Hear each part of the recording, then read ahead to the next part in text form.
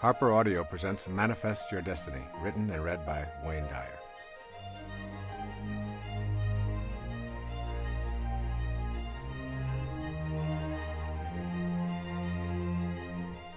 I would like to begin this program with two quotations from the New Testament, the book of John.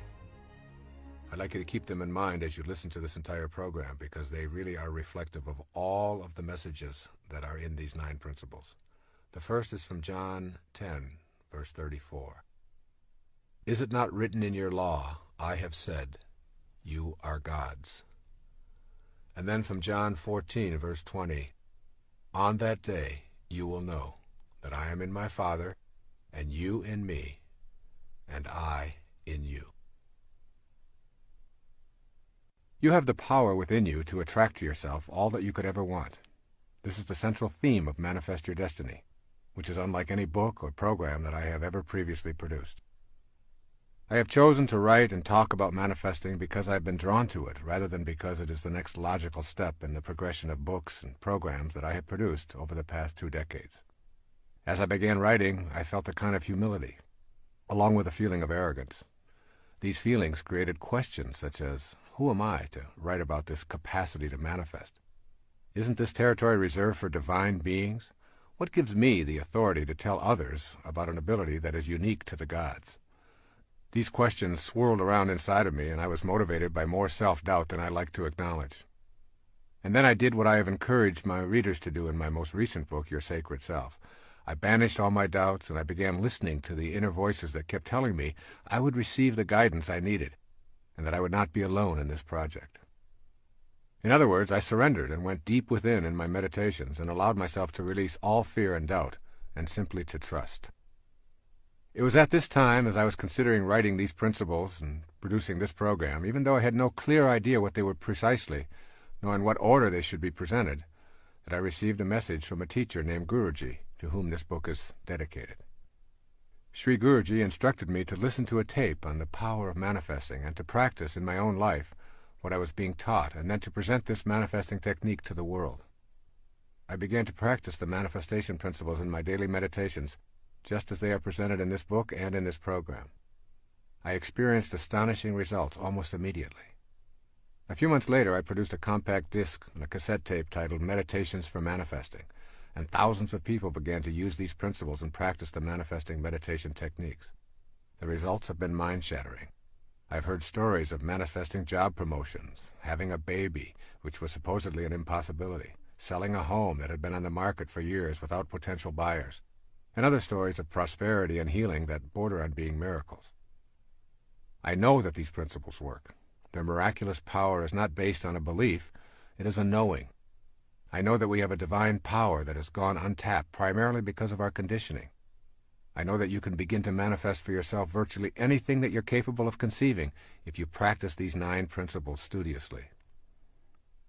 Make an effort to listen to these principles and begin to apply them in your daily life without judging them based on what you have been conditioned to believe about yourself as a person who is, quote, only human, unquote, and therefore limited. What you desire is of central importance, though you may never before have even thought of desire and higher spiritual awareness as compatible concepts. Yet the process of creating begins first with a desire. Your desires, cultivated as seeds of potential on the path of spiritual awareness, can blossom in the form of the freedom to have these desires in peace and harmony with your world. Giving yourself permission to explore this path is allowing yourself the freedom to use your mind to create the precise material world that matches your inner world. That inner world is the catalyst for determining your physical world experiences. You will have to abandon the idea that you are powerless over the circumstances of your life. You will need to shift out of the group mentality that says you are incapable of manifesting. Examine the pressures and beliefs which reflect the thinking of your immediate family, your extended family, your community, your religious groupings, your ethnic grouping, your educational business groupings, or any of a multitude of specialized units of people. Determine the areas of your life that are jammed up with the teachings of those mindsets, causing your personal evolution to be slowed down because what you truly desire or believe is not getting any energy from your unique individuality. As you unplug your circuits from those external forces, you will see the speed of your evolvement increase drastically.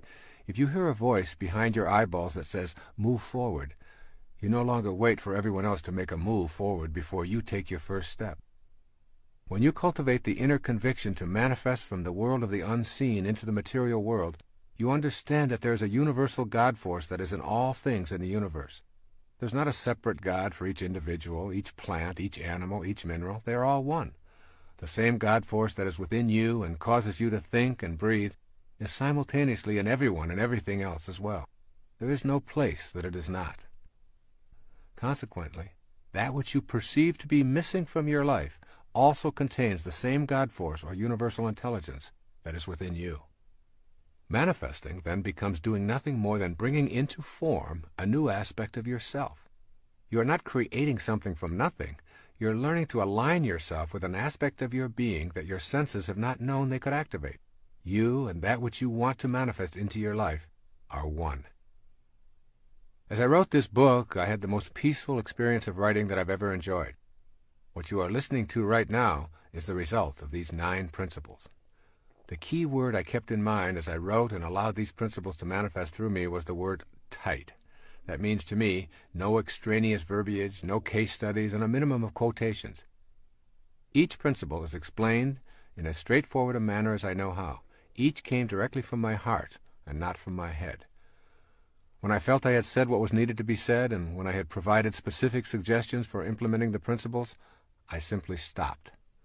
You are listening to the tightest handbook I know how to devise to teach the fundamental principles for spiritual manifestation. My internal knowing is that when you practice these 9 principles, you will be given guidance. You will not be alone on this journey, and you will see your desires manifest as your destiny in your daily life. Finally, you will know that your job is to say yes rather than how. I'm sending you all green lights. The first principle is called Becoming Aware of Your Highest Self. Within you is a divine capacity to manifest and attract all that you need or desire. This is such a powerful statement that I suggest you listen to it over and over again and savor it before you begin this journey. Remember, within you is a divine capacity to manifest and attract all that you need or desire. Most of what we are taught to believe about our reality conflicts with this statement. I have a divine ability to manifest and attract what I need or desire. Becoming aware of your highest self does not happen through physical effort, nor can one rely solely upon supernatural techniques. What is essential is that you learn that you are both a physical body in a material world and a non-physical being who can gain access to a higher level. That higher level is within you and is reached through the stages of adult development. I present these stages with some degree of expertise because I've spent many years in each of them. They have been stepping stones to my awareness of my higher self. Each stage involved experiences that permitted me to move ahead in my thinking and my awareness. There are 4 stages of adult development. The first is called the athlete. The word athlete is intended as a description of the time in our adult lives when our primary identification is with our physical body and how it functions in our everyday world. This is the time when life seems impossible without a mirror and a steady stream of approval to make us feel secure. The stage of the athlete is the time in our adult development when we are almost completely identified with our performance, attractiveness, and achievements. Obviously, it is healthy to take good care of your body by treating it kindly and exercising and nourishing it in the best way your circumstances allow. Having pride in your physical appearance and enjoying compliments does not mean you are body fixated. However, if your daily activities revolve around a predetermined standard of performance and appearance, you are in the stage that I am calling here the athlete. The second stage is identified by the word the warrior. When we leave the athlete stage behind, we generally enter the stage of the warrior. This is the time when the ego dominates our lives and we feel compelled to conquer the world to demonstrate our superiority. My definition of ego is the idea that we have of ourselves as important and separate from everyone else. The ego-driven warrior objective is to subdue and defeat others in a race for the #1 spot. During this stage, we are busy with goals and achievements and competition with others. This ego-dominated stage is full of anxiety and endless comparison of our successes. Trophies, awards, titles, and the accumulation of material objects record our achievements. The warrior is intensely concerned with the future and who might be in his way or interfere with his status. The third stage is identified by the term the statesperson. The statesperson stage of life is the time when we have tamed our ego and shifted our awareness. In this stage, we want to know what is important to the other person. We've begun to know that our primary purpose is to give rather than to get. The statesperson is still an achiever and quite often athletic. However, the inner drive is to serve others. Authentic freedom cannot be experienced until one learns to tame the ego and move out of self-absorption. When you can let go of your own thoughts about yourself and not think of you for a long period of time, that is when you become free. The statesperson stage of adulthood is about service and gratefulness for all that shows up in your life. At this level, you're very close to your highest self. The primary force in your life is no longer the desire to be the most powerful and attractive or to dominate and conquer. You have entered the realm of inner peace. It is always in the service of others, regardless of what you do or what your interests are, that you find the bliss you're seeking. There is one stage even higher than the statesperson, and this can be described by the word the spirit.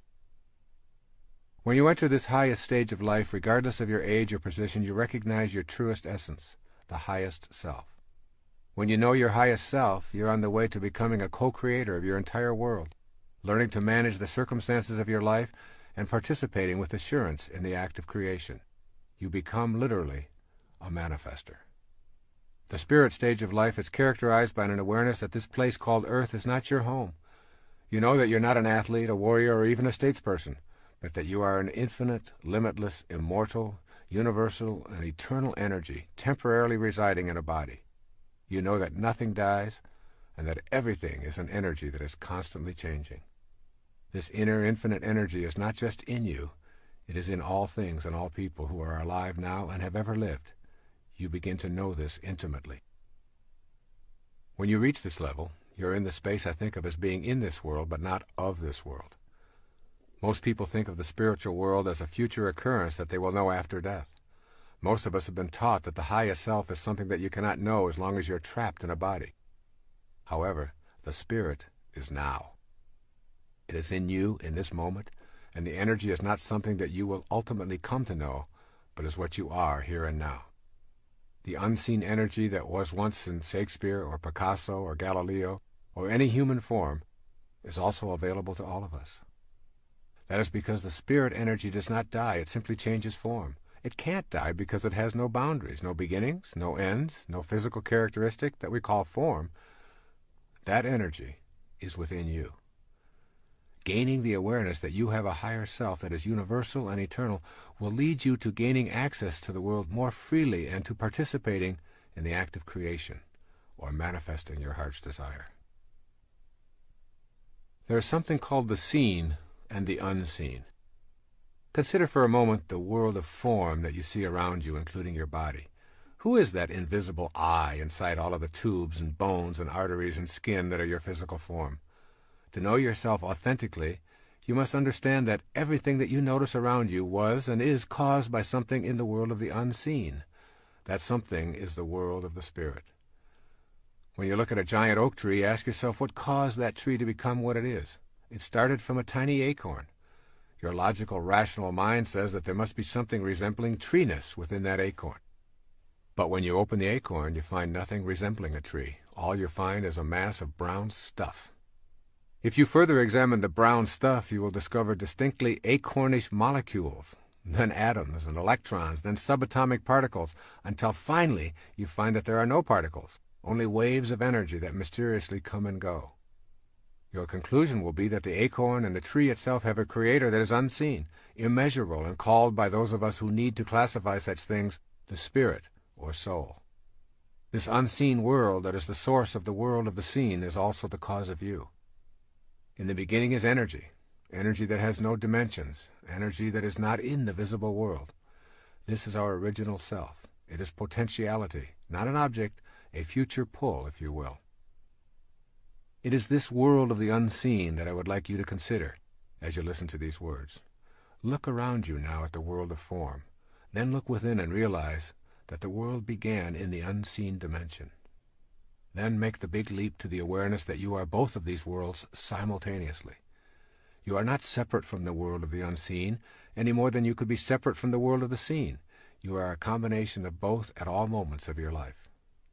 The problem that faces most of us in becoming manifestors and learning to manage the circumstances of our lives is that we have forfeited our ability to oscillate between the world of form and that unseen world. Have you been taught that the Creator is something outside yourself? If so, your inner world, the world of the unseen, is full of notions that prohibit you from participating in the creative process. When you overcome these notions, your unseen self will be your ticket to creation in your life. What you want to practice here really is transcending your conditioning. Whether you like it or not, all of us have been conditioned to think and act in ways that have become automatic. We need to figure out how to get past this conditioning if we want to gain access to our highest self. You can be sure the ego will not take well to this kind of an effort. Asking the ego to help diminish its own significance so that you might have access to your higher self is akin to attempting to stand on your own shoulders. Ego is as unable to move aside in deference to spirit as is your eye able to see itself, or the tip of your tongue able to touch the tip of your tongue. Your task thus becomes a quagmire of paradoxes. If you rely upon your ego to get past the influences of the ego, it will only strengthen its hold on you. You must figure out how to emancipate consciousness from the limitations of your mind and your body. In the ego state, you generally experience yourself as a separate entity. To move past this conditioning, you want to begin to see yourself as humanity rather than as a separate form in a body. Very simply put, if you feel that you are disconnected from the rest of humanity and truly a separate entity needing to prove yourself and compete with others, you will be unable to manifest your heart's desire. If you are able to see yourself as a part of what you desire, you will have transcended the conditioning of your ego and of all the other egos who have contributed to this process in your life. Here are a few of the conditioned thoughts that keep your ego in charge of your life and prevent you from materializing what you desire and what desires you. The first is called, I am not in charge of my life. That force is outside me. You can change this perception. Turn your attention away from the ego-dominated thoughts about the circumstances of your life to the present moment. By consciously noticing your breath, the sounds, textures, smells, and scenes that the life force is experiencing through you. A second conditioned thought says, people cannot manifest. It is all a function of the cosmic throw of the dice. It's all just luck. Well, blaming luck or some external invisible force that controls the universe is a habit of conditioning that leads to disempowerment and ultimately to defeat. You are the universe. It is not something outside you. You are that force which is in everything, even the things that have previously failed to show up in your life. Remember, as you think, so shall you be. If you think you can't, you're right, and that is precisely what you will see showing up in your life. A third conditioned response, or thought. I have tried before and it's never worked for me. Here the conditioned response is believing that once having tried and failed, further efforts will yield the same results. Let go of your obsession with the past and with trying, and instead remain relaxed and casual in the moment. Your past is an illusion. It is the trail that is left behind you, and a trail behind you cannot drive you today, regardless of what you choose to believe. All you have is now, and you have never tried anything.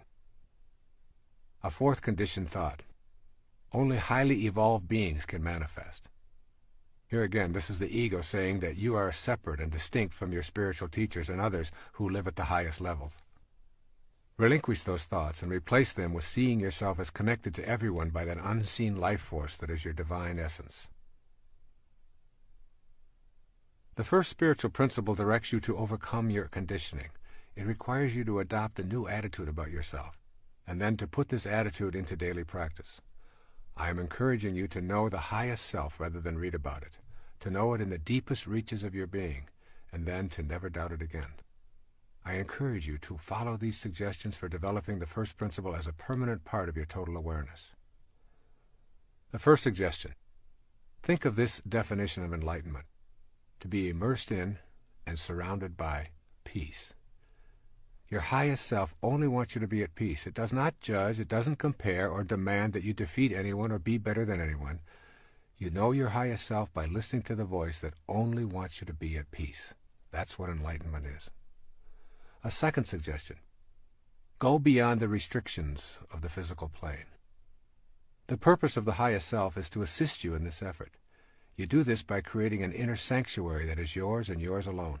Go to this silent inner retreat as often as you can, and let go of all attachments to the external world of the ego.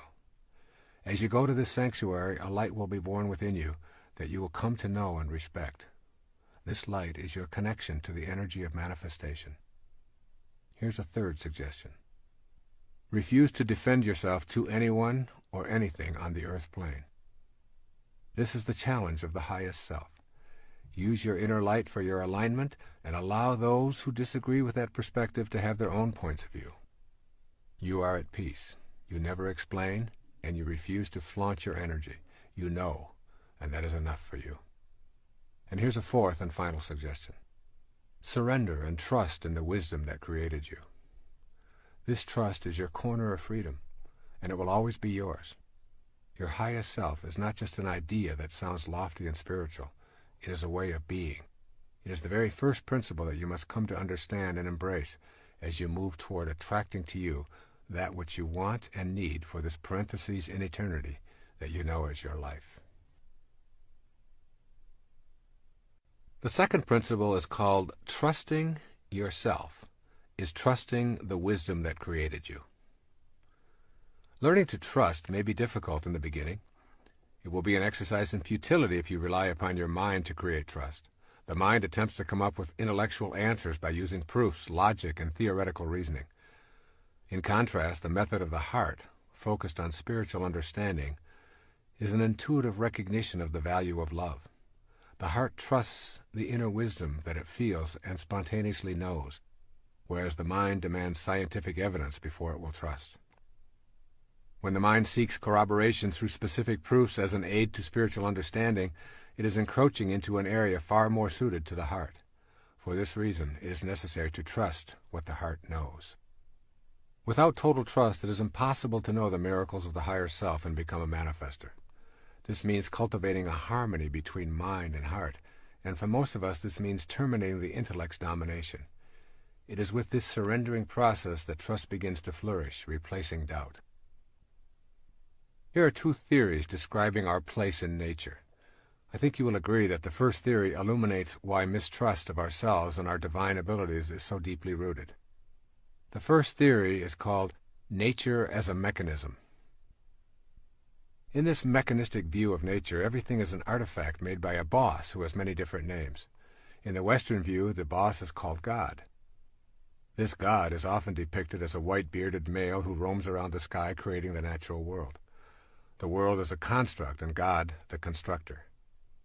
This biblical God is paternal, authoritarian, beneficent, and, in many ways, tyrannical. He keeps track of all things and knows precisely what everyone does and when his laws are being broken. One of the operatives of this theory of nature is the idea of punishment for one's sins. This God-Father or Godfather holds us accountable for transgressions. All subjects are considered born with the stain of sin as a part of their nature and are therefore untrustworthy. This makes many people feel estranged. Once convinced that you are untrustworthy and basically a sinner, you're quite lost. You cannot even maintain trust in God because of the basic mistrust of yourself, and not trusting in that God may be breaking one of his own laws. It's a no-win situation. This theory of nature is absolutely incompatible with the second principle of manifesting. You cannot tune into the power and energy of the universe to create and attract an abundant life if that energy and power is outside of yourself. There's a second theory of nature that I call nature as spontaneous and non-judging. In this spontaneous view, God is universal intelligence flowing through everything. Nature is an unforced unfolding of life forms, and there is no boss. Rather than learning to manage and control the natural world, the impulse is to trust it. Human beings are an aspect of this God and are, therefore, carriers of divinity. Generally, in this theory, human beings are considered the highest level of life form. Trusting this most evolved natural human includes trusting the paradox of behavior described as good and bad, selfish and unselfish, or greedy and generous, in the same manner as we respect other life forms by trusting their processes. This second principle directs us to develop an inner knowing so that the natural process of what desires us is what we desire. Think of yourself as a consciousness being played out by God, just as a wave is a part of the ocean that is being played out by the ocean itself. The unseen divine energy is the ocean that your waveform is a part of. You can call it God, ocean, or anything else. This is a profoundly exquisite realization because with it you bring to your consciousness the inner awareness that you are actually in all things. This leads to miraculous manifestations. You begin to consider what it means to be in all things at one time. Authentic trust is only available through the knowing heart. When you enter this trusting space, everything will come to you that belongs to you because you've created the inner capacity to receive it. The irony is that what you wish to receive is a part of you. This can be a troublesome concept to grasp because of the ego's attachment to being separate and special. Nothing in your rational mind could convince you that water is made of 2 parts hydrogen and 1 part oxygen. It appears to be a fluid that flows and has nothing to do with gases. But when we subject water to scrutiny, its constituent elements become manifest. And so it is with the idea of being in all things at once. If you truly trust in this notion, you realize that everything that you perceive as missing in your life is a part of the same energy that you are. Manifesting becomes the art of bringing to yourself that which is already you. I have deliberately chosen not to use many quotations in this program. But I want to emphasize that every spiritual master and all of the saints and teachers and gurus or priests throughout history have espoused similar advice. This perennial philosophy connects all humanity, from tribal and ancient to civilized and present times. It is the message that God is within and outside every living thing, and that there is a world we are a part of that is not subject to the changing world of time and space that we presently are a part of. Since it is everywhere, it is not only within you, it is you. The meaning of this is that God is not to be found so much as discovered within yourself. The statement, "Thou art the path," is more than an ecclesiastical admonition. It is a statement of your reality. And then you must consider prayer and what it means to understand this concept of trust. In the matter of prayer, it seems that we often view God as a gigantic vending machine in the sky who's going to grant us our wishes when we put in the proper tokens in the form of prayers. We expect to insert prayers, then pull on the knob and hope that God will dispense the goodies. The God vending machine becomes the object of our veneration. We tell the machine how good it is and how much we worship it and expect it to be good to us in return. The basic premise here is that God is outside us, and therefore what we need and want is also outside of us. If we believe that we are separate from God, the vending machine approach to prayer reinforces and deepens that belief. I prefer to promote the idea of prayer in its essence as a communion with God.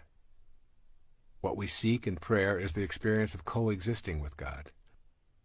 Prayer is our communication of readiness for the desires of this sacred energy to manifest through our human form.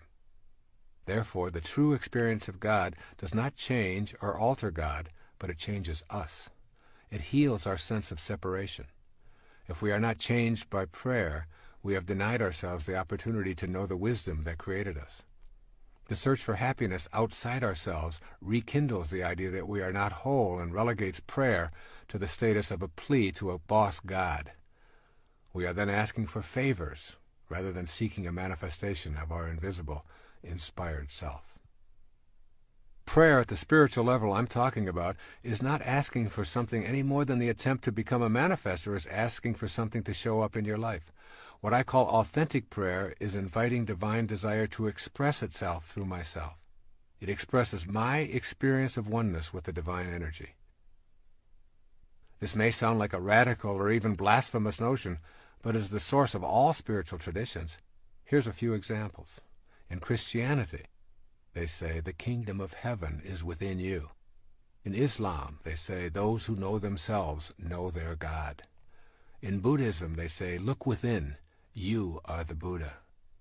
In Vedanta, they say, Atman, or individual consciousness, and Brahman, universal consciousness, are one.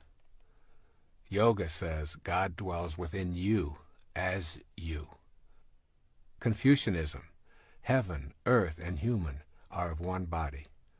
And in the Upanishads, the ancient texts of the Hindus, by understanding the self, all this universe is known. Overcoming your conditioning in this area is crucially important. Replace thoughts about your experiences with the experience of prayer. For instance, praying in this sense can be a sentence such as, "Sacredness, guide me now," or "Sacred love, flow through me now," silently reciting instead of thinking thoughts. Prayer in this form is tilling and clearing the inner self of ego chatter so that what you desire and what desires you can grow. My own personal practice of prayer is participating in a communion with God, wherein I see God within me and ask for the strength and the inner awareness to handle whatever confronts me. I keep reminding myself that heaven on earth is a choice I must make, not a place I must find. Trust, then, is the cornerstone of my praying, and with it comes the peace that is the essence of manifesting. And this idea of peace really becomes the result of this trust. You may recall that earlier I defined enlightenment as being immersed in and surrounded by peace. The more you trust in the wisdom that creates all, the more you will be trusting in yourself. The result of trusting is that an enormous sense of peace becomes available to you. As this awareness grows, you will discover that you are a more peaceful person, and consequently, that enlightenment becomes the way of your life. Being independent of the good opinion of others and being detached from the need to be right are two powerful indicators that your life is shifting toward a consciousness of trust in yourself and trust in God.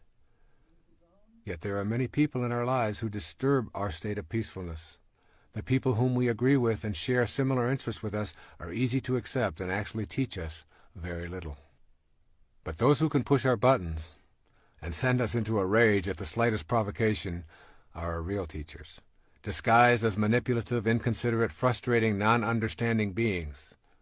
The peace that is enlightenment means that you are not only at peace with those who share your interests and agree with you, and with strangers who come and go, but also with those master teachers who remind you that you still have some work to do on yourself.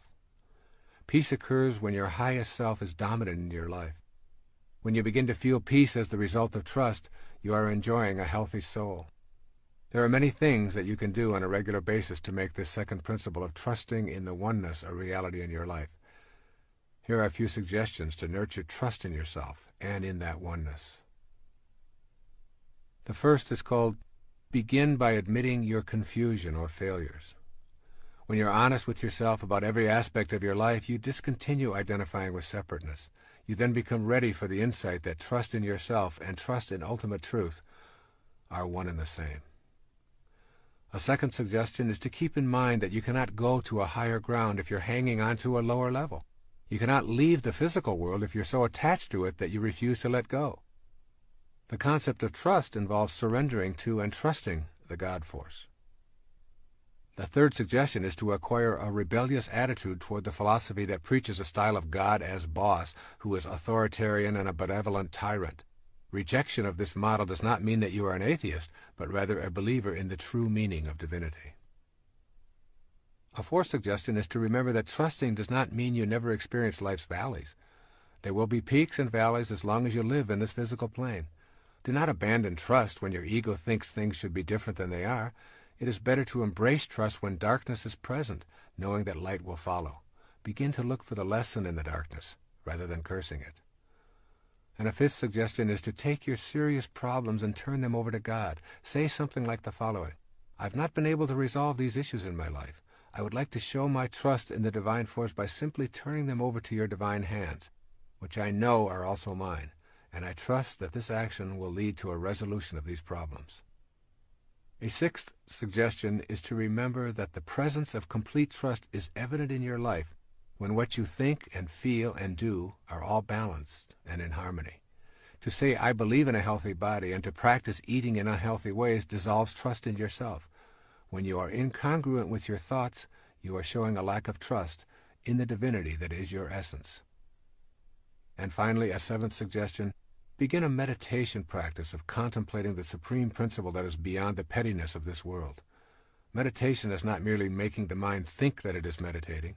Meditation is literally the embodiment of truth and trust. It is knowing that I can confront myself in a spirit of serenity and that what I seek will be attracted to me. This, then, is the energy of manifesting, and it comes most frequently when the mind is quiet. It is the quiet mind that comes in contact with the truth. This process of closing my eyes and becoming serene gives me the ability to tap into that source of inspiration. Inspiration, the very word comes from in spirit. This second principle of manifesting leads us to a higher place within ourself. You will be a silent sage, moving through this material plane knowing that you have tapped into a source of inspiration that provides you with all the sustenance you need. Indeed, you will begin to see how this earth plane is really a very big part of you, more so than you might ever have imagined. And this then becomes the subject for the third principle of manifesting. This third principle of manifesting is called, you are not an organism in an environment. You are an environed organism. One of the reasons the idea of being able to manifest is so foreign to most of us is because we have been brought up to believe that as individuals we are separate from our environment. We think it is our role to dominate it. Armed with this kind of logic, we are diminished in our ability to sense our connection to the environment. This third principle of manifesting begins with the understanding that it is absolutely impossible to describe ourselves as separate from our environment. I am coining a new word for the purpose of articulating this principle. Consider yourself an environed organism. This word signifies that there is absolutely no difference between you and your environment. You are your environment, and even more significantly for the purposes of this tape, your environment is you.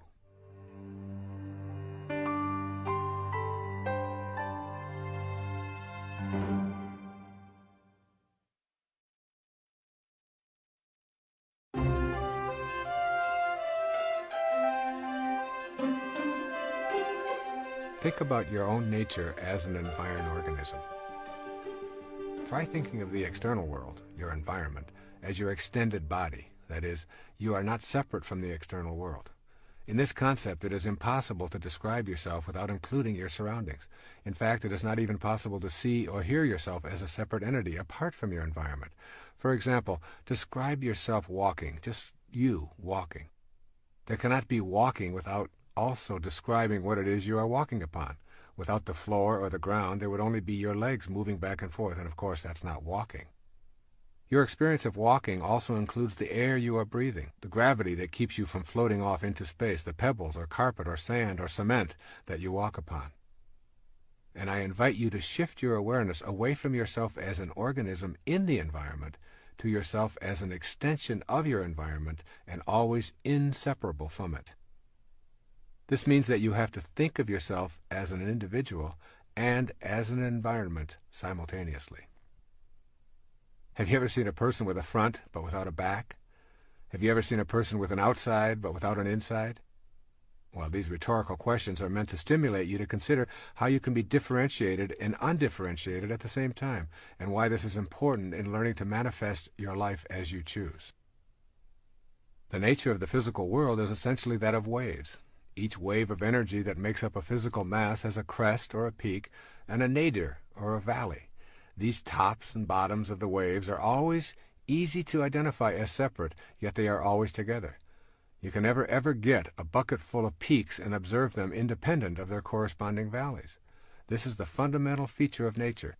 Your front always has a back, your inside always has an outside. And now you must extend this understanding outward as well. You are distinct, just like the tops of the waves that make up your natural physical self, but you are irrevocably connected to the outer world, just as that bottom of the wave always has a top. When you begin to see this simple truth, mystical experiences of manifesting also open up to you as a genuine possibility. You see, you're either pushing nature around, or you're seeing it as yourself, one or the other. When we think of ourselves as distinct from our environment, we take on a posture of exercising control over it. We destroy forests and swamps and mountains and rivers and wildlife or anything else that obstructs profit and convenience over something we call advancing civilization. We defend these activities without understanding that we are also destroying ourselves. As we have seen, we cannot be described independent of our environment any more than our outside can be described without our inside. When we can respect that which appears to be external to us, we will build to live in harmony with, rather than in control over, our environment. In our personal lives, recognizing nature as ourselves opens up an entirely new world of manifestation. Your new faith will no longer permit you to see anything as separate. The separateness will always be there, just as the peak of the wave is separate from the trough. But they remain inseparable, even while separate. You will have fused the dichotomy that prevents you from putting this connective energy to work. You will begin to view yourself as an organic part of this world, rather than as a separate entity in this world. And then you'll see yourself as an organic part of this world. There's a popular belief that we come into this world. Thus we are continuously embracing the idea that who we are and where we come from are two different worlds. The essence of the third spiritual principle for manifesting your destiny is that there is no separation, and rather than coming into this world as a construction project, you actually grow out of it. You are a result of what the universe is doing on a conscious level, just as a wave is what the ocean is doing, and a plum is what the plum tree is doing. The intelligence that is you, unseen as it may be, is you in every stage of your creation and life experience, and it is also the same in every other person, as well as in all things in our physical world. Notice that everyone breathes the same air, walks on the same ground, and thinks as an organism just like you. You are indeed connected to all of these beings. It is not an accident that someone living in a distant country with different outward physical characteristics and a separate language could die and donate their liver or kidney or cornea to you, and it would accommodate the life force flowing in you. A profoundly important Native American saying is, "No tree has branches so foolish as to fight among themselves." Imagine the result of such behavior by the tree. The tree and all of its parts would die from such an absurdity. Yet that is precisely what we do when we see ourselves as divided from all of the other people who are being peopled from the same divine intelligence. When you know that you grow out of this world just as an apple does from an apple tree, then you identify with the spiritual essence. It is in identification with this inner essence that you make your connection to everything else. And it is with this connection that you begin to attract your desires to your physical world. I want you to gain a clear sense of how you are actually growing out of this world. You are not a momentary flash of embodied consciousness between two eternal blacknesses. You are an essence that is eternally growing in this world, a world in which the spirit and the manifestation of that spirit appear to be different to the senses, and indeed they are, but they are also connected. This awareness is crucial as you proceed along the manifesting path. That power is in you, but it's not yours alone. The power and the magic of this world cannot be reserved for the exclusive use of anyone, including you. It is available at all times. However, it does not belong to anyone. What you are doing as an environed organism is making contact with an energy that is beyond the dualism of the earth plane, and yet is connected to it at the same time, separate but distinct. You are a holistic being with both non-dualistic energy and the energy of the physical plane at your disposal. As a holistic being, you shatter the illusion of your separateness and reveal your connection to everything. This empowers you in a way that the ego-driven self could never contemplate. One of the ways to understand this is to see yourself as a hologram. A hologram is a three-dimensional photographic image obtained with laser beams. The unique thing about a hologram is that one small segment contains the entire picture. When one tiny piece of the hologram is broken off and projected, it shows an image of the entire object. The hologram is a perfect representation for you as an environed organism. Your environment includes everyone alive and dead, and you can draw their energy to you because, from a hologrammatic viewpoint, they are you. You are one little physical image that reflects all of humanity when projected spiritually upon the cosmic screen. Each and every one of us is the whole of humanity. You cannot escape this conclusion. Human beings are the same everywhere. We share the emotions of fear, love, hate, and jealousy. We also share our life-giving blood, intermingling it for the survival of those who need it, and we have the same internal organs and thoughts. When you perceive yourself in the hologram that is humanity, you connect on an energy level to everyone else in your environment. An environed organism most truly is a reflection of it all, and this energy that you share is shared by all. This awareness gives you the option to tap into this universal energy anywhere, at any time, by metaphorically projecting yourself to reflect the whole. When you can do this without doubt or reservation, you can literally see how your inner thoughts and desires are not only within you, but are within the whole of humanity, which is abundantly boundless. As an environed organism, you are a single individual who is only a part of the picture at the same time that you contain the whole panorama. Moreover, the content of your consciousness is also hologrammatic in nature. Consciousness is the mental condition of being aware. The power of your thoughts in this hologrammatic view can be projected in such a way as to connect to all of humanity. Your thoughts are literally connected to the thoughts of everyone else, as are your emotions, your desires, your total inner world. You can learn to use this connection to nurture your own divinity, and therefore, by definition, the divinity of all of humanity. The nature of a hologram and the nature of you as an environed organism are one and the same. The Bhagavad Gita, the holy book of the Hindus, summarizes the point of view as profoundly as I've ever heard. Listen to these words.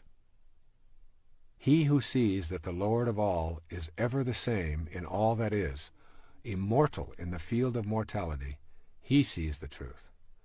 And when a man sees that the God in himself is the same God in all that is, he hurts not himself by hurting others.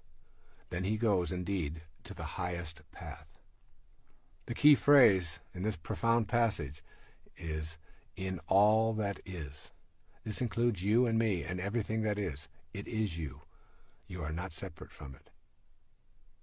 Here are a few suggestions for beginning to implement this principle, this third principle of manifesting, which says that you are not separate from your environment.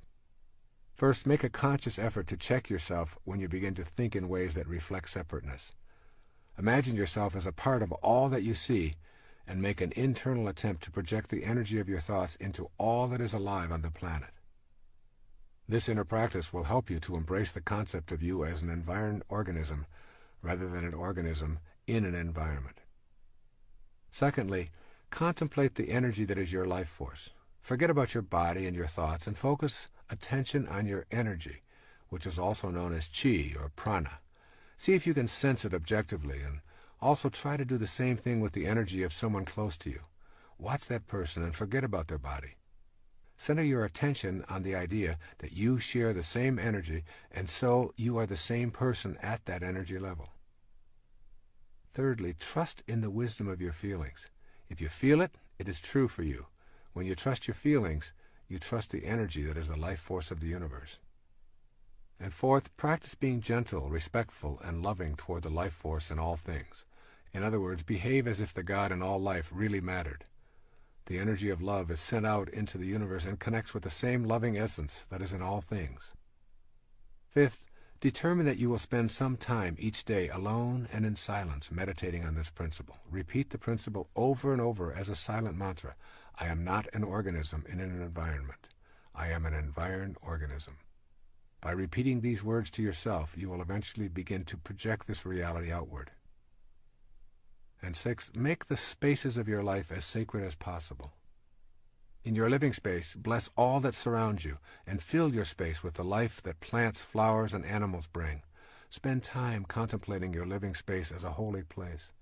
The more you bring your environment alive with sacred thoughts and feelings, the more you will feel spiritually connected. The Sufi poet Rumi, almost a millennium ago, wrote a poem that reflects this consciousness. I'd like to share it here with you. It's called The Seed Market. He says, "Can you find another market like this, where with one rose you can buy hundreds of rose gardens? Where for one seed you get a whole wilderness? For one weak breath, the divine wind? You've been fearful of being absorbed in the ground or drawn up by the air. Now your water bead lets go and drops into the ocean where it came from. It no longer has the form it had, but it's still water. The essence is the same. This giving up is not a repenting, it's a deep honoring of yourself. When the ocean comes to you as a lover, marry at once, quickly for God's sake. Don't postpone it. Existence has no better gift. No amount of searching will find this. A perfect falcon, for no reason, has landed on your shoulder and become yours. A seventh suggestion is to become aware of how your judgments prevent you from connecting to whatever you are judging. A judgment is a definition of yourself as separate from that which you are judging. Remember that it is possible to look out on the world and not condemn it, to have absolutely no judgment or interpretation of it, but to just allow it to be. And an eighth suggestion: have fun with the idea of yourself as a hologram. If you remember that you are a tiny piece of humanity reflected in your own little image and personality, then you have a green light to reflect the humanity that you would like in your world. You are one tiny bit of a 6 billion or so piece hologram, and you reflect all of those 6 billion pieces at every given moment of your life. This is the third principle of spiritual manifestation. We are all simultaneously our own beings and all that is outside us as well. We cannot ever separate ourselves from our environment while we are in a physical body. Knowing this puts us in touch with the energy of attraction that is the subject matter of the fourth principle. The fourth principle of spiritual manifestation says, you can attract to yourself what you desire. The central notion of manifesting is the understanding that you have within yourself the ability to attract the objects of your desire. Now, this may still seem to you to be out of your power, but if you have understood the previous three principles, then you're beginning to know that this power is within you. Being able to attract your desires may seem more likely when you consider how things move from the world of the formless into the world of the form. In one of the most intriguing sentences in the New Testament, St. Paul addresses this process of creation. He says it this way: things which are seen are not made of things which do appear. St. Paul is telling us that the creative energy is neither solid nor restricted. The physical world of form originates in something other than the form itself. St. Paul's words form the basis for my writing about this principle and for several of those to come in this tape. I believe they suggest how energy informs our ability to attract what we desire. St. Paul is giving us a clue about bringing our desires into the world of matter. Energy then becomes a force that we can tap into. In a film about his boyhood, Albert Einstein describes picking up a compass and watching it in fascination as the needle moved when he changed direction. He said that he became obsessed with understanding the invisible force that moved the compass needle. Where was the force located? Who controlled it? Why did it always work? Like magnetism, there is a force that has many characteristics that are quite impossible to detect with our physical senses. We call this force energy. Energy is in all things in our universe and has an impact upon objects around it with something that we describe as the power of attraction. In magnetic fields, we can easily see it at work, yet we're unable to detect the formless energy with our sensory apparatus. The force is there, attracting and repelling, and it is everywhere on our planet. If it is everywhere, then it is also within us. It seems unlikely that our senses will inform us any better than they help us comprehend how a magnetic pole works. We can see the results, but the force itself is always elusive and in motion. The essence of this fourth principle of manifesting is that we can utilize this energy because we are this energy. We can use this universal energy to bring to us objects of our desire because the same energy that is in what we desire is also in us, and vice versa. It is simply a matter of alignment and will that allows us to tap into this force. Bringing things into the physical world is a process that we call creation. What we create involves the use of the same power that is in all that is created. It is only a matter of degree. There's absolutely no difference in the power that brings something from the world of waves into the world of particles and the power that brings your thoughts or mental pictures into form. I encourage you to listen to this again and again and commit it to memory. The world of spirit from which all matter derives and the world of matter comprise one harmonious whole. They are separate but always together, just like the peak of the wave and its base, separate but forming an inseparable whole. Think of manifesting as nothing more than transforming waves of possibility into particles of reality. The transforming process requires energy. This energy is invisible, but is always in everything, including us. Your mental pictures are related to this power of attraction. There is a power within you that allows you to form a thought or a picture. This mental picturing power is the energy of attraction that is in all creative processes. It is different in degree, but nevertheless identical with the power of attraction. This power is the very substance of life. You can't see, touch, or hear this power, but it is within you. In using this power, you are not in any way attempting to change or interfere with the laws of nature. You are fulfilling the laws. This undifferentiated power is the basis for the mysterious attraction that draws your desires to you.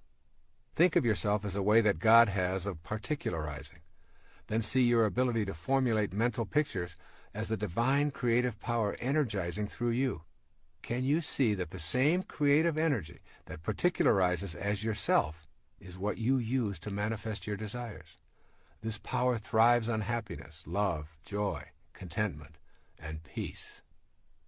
The more blissful and loving you are, the more the divine spirit particularizes within you and the more godlike you become. It is through your thoughts, or how you use your power to create a thought, that all creative energy is attracted to you. If your mental pictures are of being surrounded by things and conditions that you desire, and they are rooted in joy and faith, your creative thoughts will attract these surroundings and conditions into your life. The power to even have a thought is a divine power. With this recognition of its sacredness, you form a vision or a mental picture. Finally, you hold it lovingly in place with the inner knowledge that the God force that brought everything in the universe into existence also created you. The form that this energy will take will be controlled and directed by your will or your mental picturing. It is waiting to take any direction you decide. There is a practice of mental picturing that you can master. The most important thing to remember as you practice mental picturing for the purposes of manifesting your desires is that humans never create anything. Our function is not to create, but to attract, combine, and distribute what already exists. Creations are really new combinations of already existing materials. There is one indispensable condition for the manifestation of your mental picture into the visible and concrete world: the necessity of picturing the fulfillment of your desire as if it is already accomplished on the spiritual plane. That's right. You must know within yourself that on the invisible level of your being, what you desire is already in place. You impress upon the universal mind the object of your desire, and you calmly and knowingly proceed to act upon that picture, allowing the greater intelligence, and your own, which is a part of that greater intelligence, to work through you to produce the results. You abandon all fear and return to the affairs of your life, assured that the necessary conditions will soon come into view or are already there. The key is to repeat the mental pictures until the truth of what you are affirming resonates within you without an ounce of doubt. And there will be times when it appears that it isn't working. If your picture doesn't manifest in the time span that you've designated, relax and retreat to your knowing that it is already in place in the spiritual realm. Time is simply not a recognizing feature of the all-creating wisdom. However, you will find it impossible to manifest if you are visualizing without an authentic will that is sufficiently steady to overcome any contrary idea or lack of faith in your own divine connection to God. And here we must talk about the value of secrecy. When we speak to others about our efforts to manifest, our power is weakened. In general, when we describe these activities, it is because the ego has entered the picture. This kind of approach considerably dissipates our power of attraction. Maintain privacy concerning your own unique powers to attract to you what you desire. In order to tap into the extraordinary energy and use it in the co-creation process, it must remain yours and yours alone. The moment you discuss it with anyone who is alive today is the moment it diminishes. The higher energy, which is infinite, must create its own vehicle for manifesting, and it does so in the privacy of those vehicles. We are talking here about a vital force, a God force. Let's look at the nature of this vital force. It's difficult to comprehend a force that we cannot see, or touch, or hear, or smell, and still Know that it exists. It is similar to electricity. You plug in your appliance and you cannot see, touch, smell, or hear anything happening, but your electric hairdryer responds when you press the on switch. This is a good way to think of the vital force that is the all-creating God force as well. It is invisible, electrical in nature, always flowing, and always attracted to that which plugs into its source. A second characteristic of the life force energy is that it is always expanding, and it is unlimited in supply. The nature of the universe is abundance. It goes on beyond our concepts of beginnings and endings and boundaries. When we think we have it categorized and locked into a time-space boundary, it expands beyond our awareness, almost as if it must move further away from observation. You are an aspect of that force, and therefore you, too, are flowing, ever-expanding, and unlimited. It is your nature to be able to attract, to expand, to be unlimited. This force is in you, and this force is outside you. This force is you.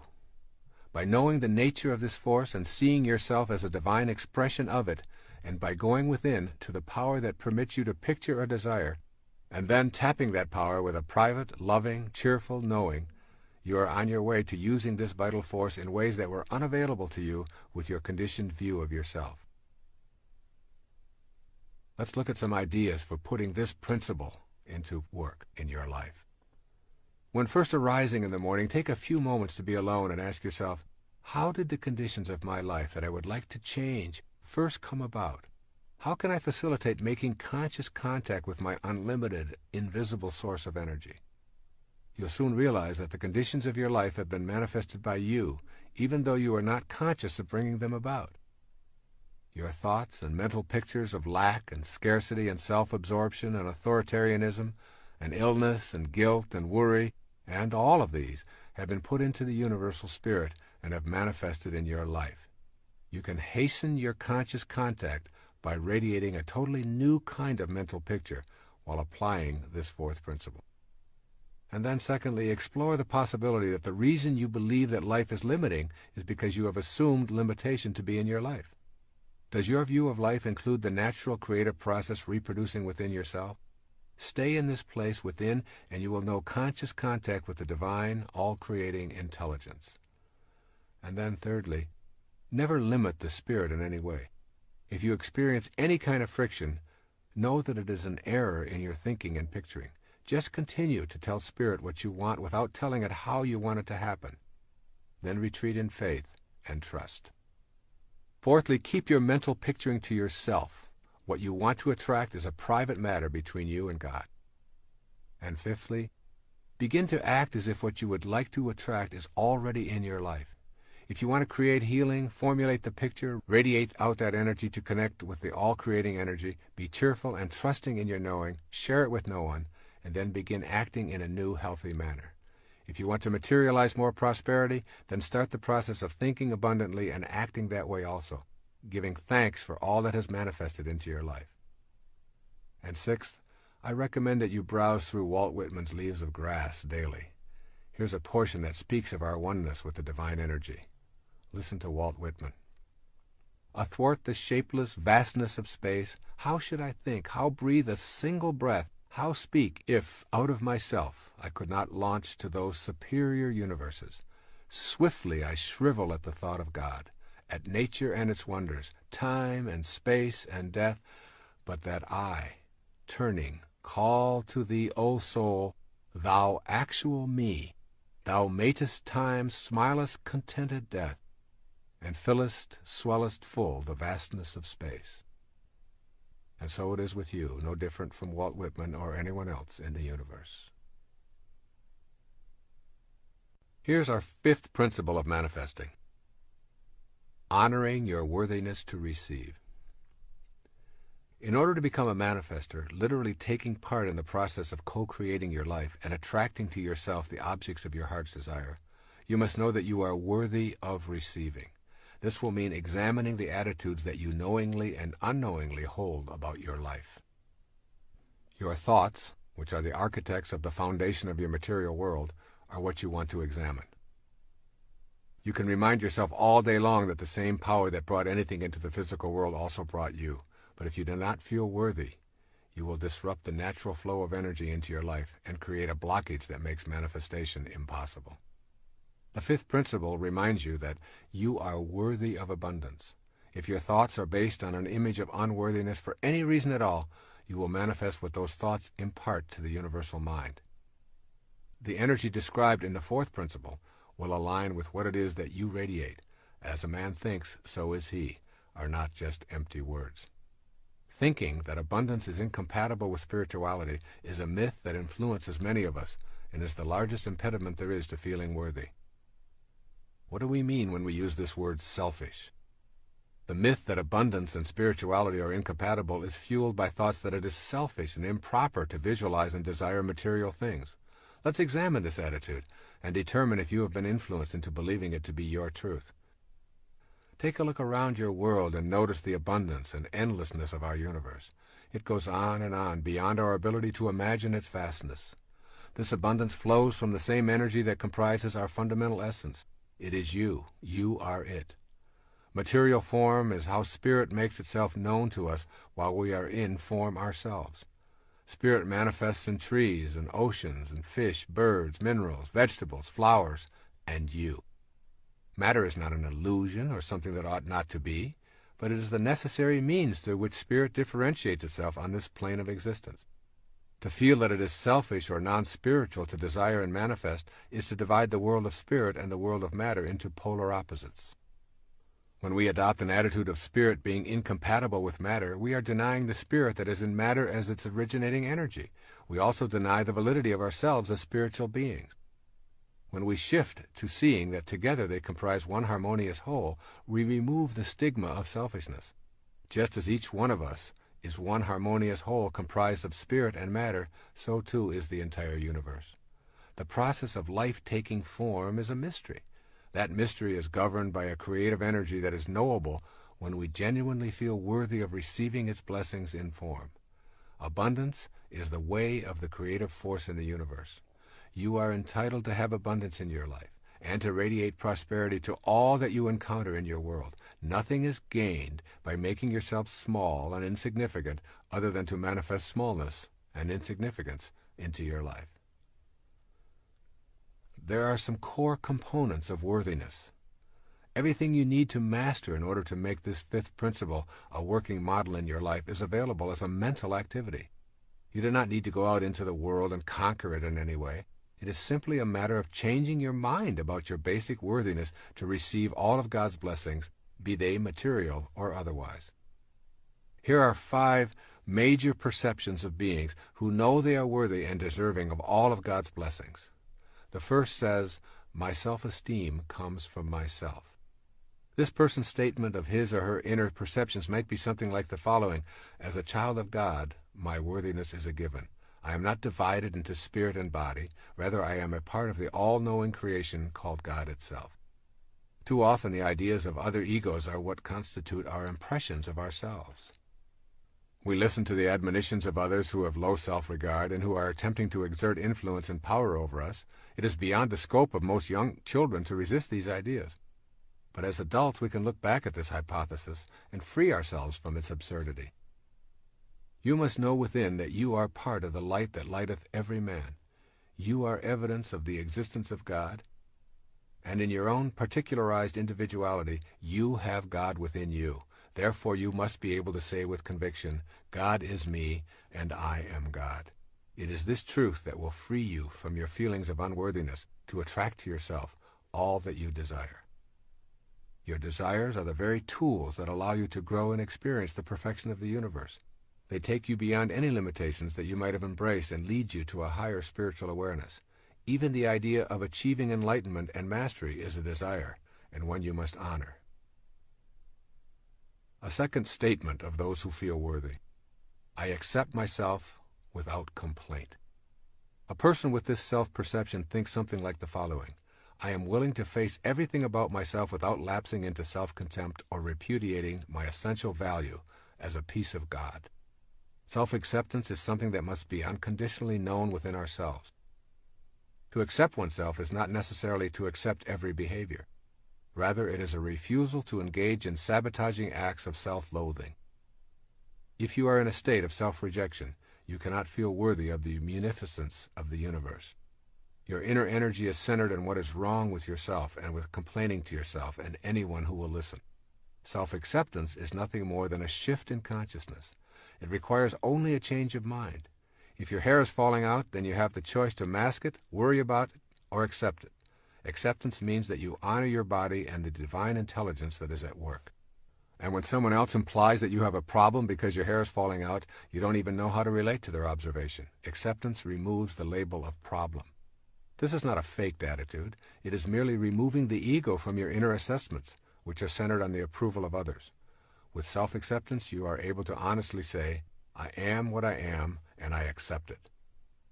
Once this attitude is firmly in place from a position of self-honesty, your worthiness to receive the gifts of the universe become aligned with that divine power. A third attitude of self-acceptance. I take full responsibility for my life and what it is and is not. To be willing to accept total responsibility for yourself puts you in a position of being worthy of receiving and attracting the objects of your desire. If someone else is responsible for your perceived shortcomings and you are blaming them for these troubles, then you are also saying that in order to manifest your heart's desire, you need to have the permission of those others. This act of abdicating responsibility destroys your ability to empower yourself to higher levels of awareness. I come from the position that there are absolutely no accidents, and that everything that occurs in my life has a lesson attached to it, and that I brought it into my life. Thus, if I'm having a negative thought, and at the same moment I bump my head on a cupboard door, I say, what was I thinking at that moment? And I take full responsibility for correcting those negative thoughts, and for the bump that reminded me to correct that kind of thinking. This little game serves me in the sense of taking full responsibility for my life, and eradicating the inclination to blame other people or circumstances. I trust in this inner knowledge. I rely on seemingly coincidental happenings, and I know that I am responsible for all of it. As this sense of responsibility has grown, I find it impossible to blame anyone for anything in my life. The willingness to be responsible without complaining puts you into the natural flow of all divine energy. With an attitude of self-responsibility, you will notice that the heavens are exceedingly cooperative. A fourth attitude of self-acceptance says, I do not choose to accept guilt into my life. This mindset creates thoughts such as, I will not use up the precious currency of my life, my present moments, immobilized with guilt over what happened in the past. This statement requires you to know the difference between A, genuine regret and learning from the past, and B, remaining in a state of reproach or guilt today. Learning from one's mistakes and taking corrective action are spiritually and psychologically sound practices. You did it, you didn't like the way you felt afterwards, so you decide not to repeat the behavior. That is not guilt. Guilt is when you continue to feel immobilized and depressed. Those feelings keep you from living effectively in the present.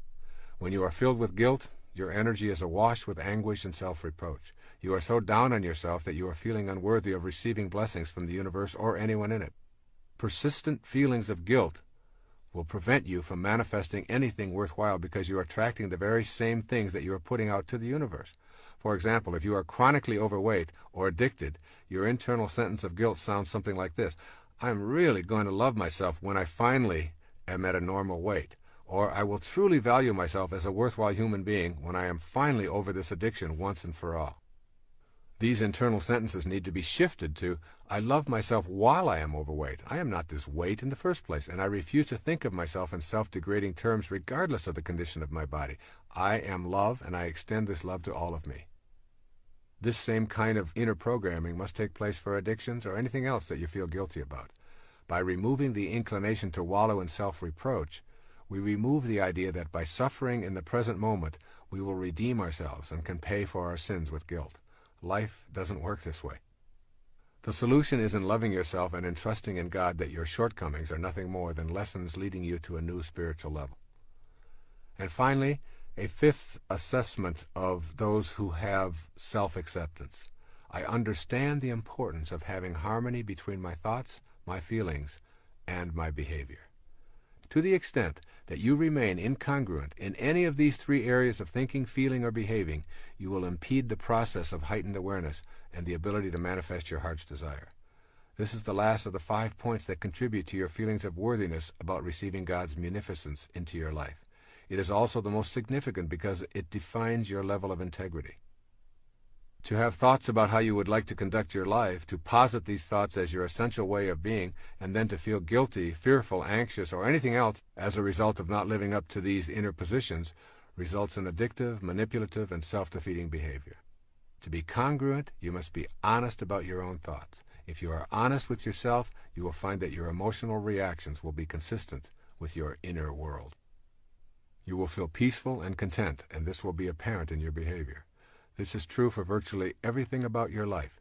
Your thoughts about health, relationships, prosperity, God, work, recreation, whatever.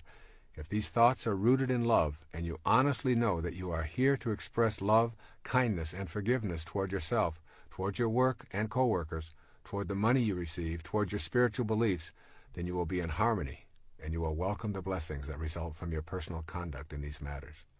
However, if you embrace these thoughts yet fail to act on them in the daily working of your life, you will feel incongruent, and consequently, you will not feel that you are deserving of desires being fulfilled. Being eaten up inside, in your own private corner of awareness that is not available to anyone else other than God, you will behave in self-defeating ways that verify your lack of inner congruity.